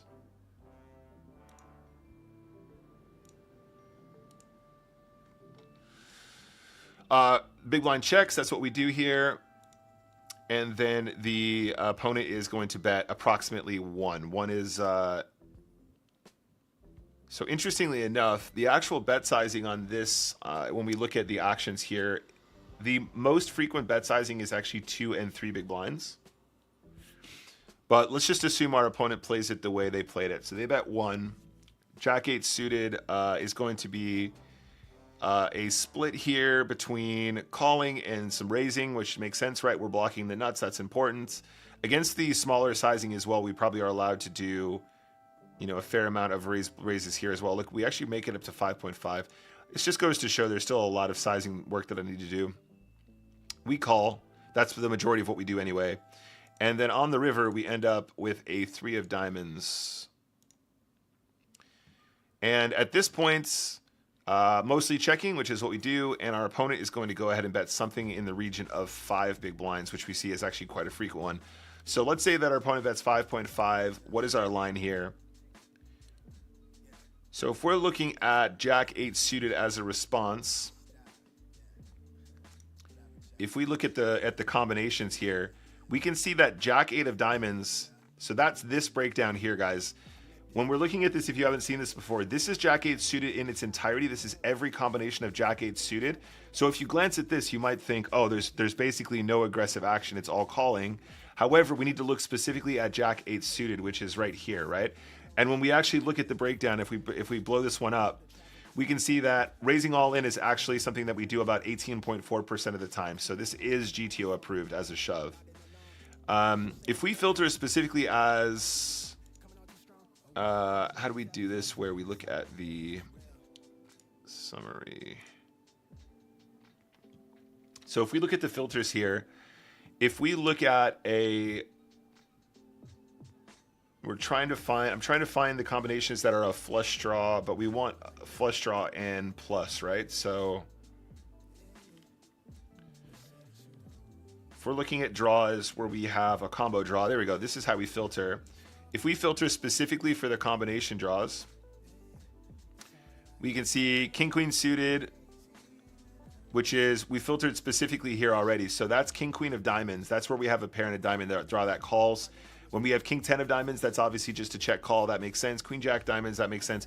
So basically, King 8 of diamonds, that's another example of a gut shot and a flush draw. They do shove at some frequency. So it feels like we're actually doing the right thing here. The thought process is correct. Jack 8 suited, that's a gut shot and a flush draw. That shoves. Jack 7 of diamonds almost always shoves here. That's interesting. It is interesting to ask yourself why Jack 8 suited. Actually, if only there was someone doing that it more often. was an expert at sub 25 big blind. That's what you sound like. That's your voice.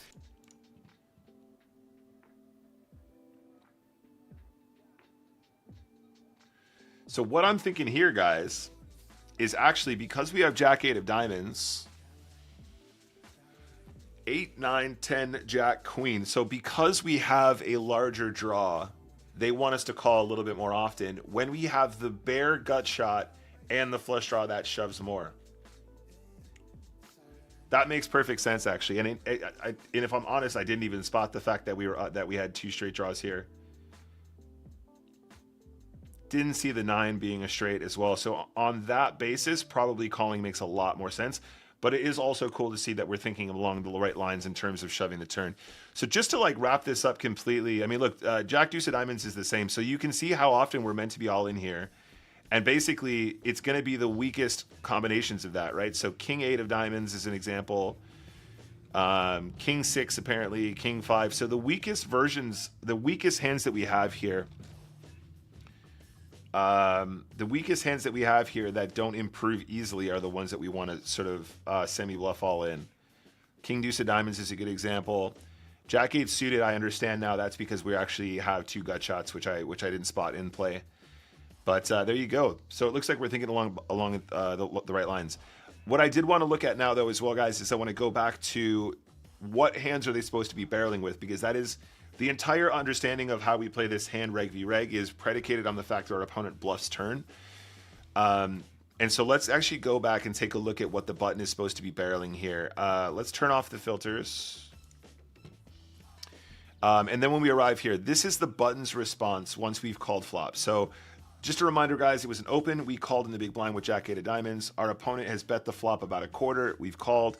And then on the turn, our opponent is going to bet again. So if we actually go, 3.5, if we combine these two, we start to see the kinds of hands our opponent are supposed to be barreling. We see that 9-7 is actually a barrel here, okay? If we filter for, let's actually filter for checks and bets. There you go. So these are the 3 most common bet sizings that our opponents use. We can see that 8-10 is actually supposed to be doing some betting, which is interesting. If we actually look at the hands that bet, it's the pair plus the pair plus the diamonds is the most aggressive one. 8-7, like I said, is a hand that can be barreled as well. It looks like diamonds want to do quite a lot of checking on this turn, which makes sense to me. But 8-7 of spades wants to barrel like most of the time. It's only checking 10.9% of the time. So when we start to see it from this perspective, it starts to make a lot more sense as a shove, right? Because we see how aggressive our opponent is supposed to be. And this kind of ties up the whole thought process, and that's kind of what confirms why the shove, I think, is going to be good at once in a while. So there you go. Very pleased to see that we're doing the right thing here, but also, kind of, it's not important that we're, like, when we pull this up, guys, we're not trying to play the game like, oh, Nick is right, there you go, I'm a genius, or like, oh yeah, like, I'm GTO, because what we're trying to figure out is the concept correct? Because so often in poker, we're going to encounter situations where we're not 100% sure, but as long as our thought process is confirmed in some manner, it means that we're thinking along the right lines. And you can see here that obviously, we're finding a line that a lot of players just wouldn't find on the turn, and it is going to be approved from a GTO perspective, which means it performs even better in real life. So this shove on the turn probably does even better in real life than it does against a computer who's going to call correctly against the jam. So there you go, guys. Lovely stuff.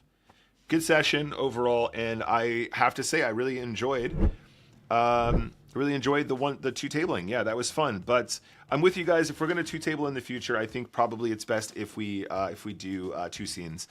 It's a little bit more work for me, but I think probably it's better for clipping. It's probably better for the highlights, and I think it's going to be a better experience for you guys, where you guys get the focus on what we're doing. You get a little bit more clarity on which hand we're actually talking about. And then also it means that we're going to be playing more volume, which I think is good for the longevity of this channel. You guys get to see more action. We get through more poker. We get to play more volume, which is better for our bottom line in actual poker itself. And then also we have the opportunity to play and take on some challenges where results have a meaningful basis in reality. So we're going to sign off there, guys. I've really enjoyed today's session. Thank you so much for hanging out. If you haven't followed yet, please follow now. Click the follow button. Consider joining the team, and to be notified about when we go live. Tomorrow, we're doing more Spin and Goes, but it's going to be another spin-off. I've invited my friend Specky DJ, who has been grinding Spin and Goes full-time for a little while now. It's nice to get some of my friends on stream as well. Tomorrow, 2 p.m., it's going to be another spin-off. You guys saw it last week. If you didn't, go and check out the VOD. Basically, both of us play Spin and Goes side by side, and then depending on who wins more games, there's different point structures, and we're going to play for some money as well. So there's going to be a little gamble between us, and hopefully that runs smoothly. So I'm going to clock off there. Enjoy the rest of your day, guys. Love you all very much. And I'll see you guys next time, which is tomorrow. See you in a bit.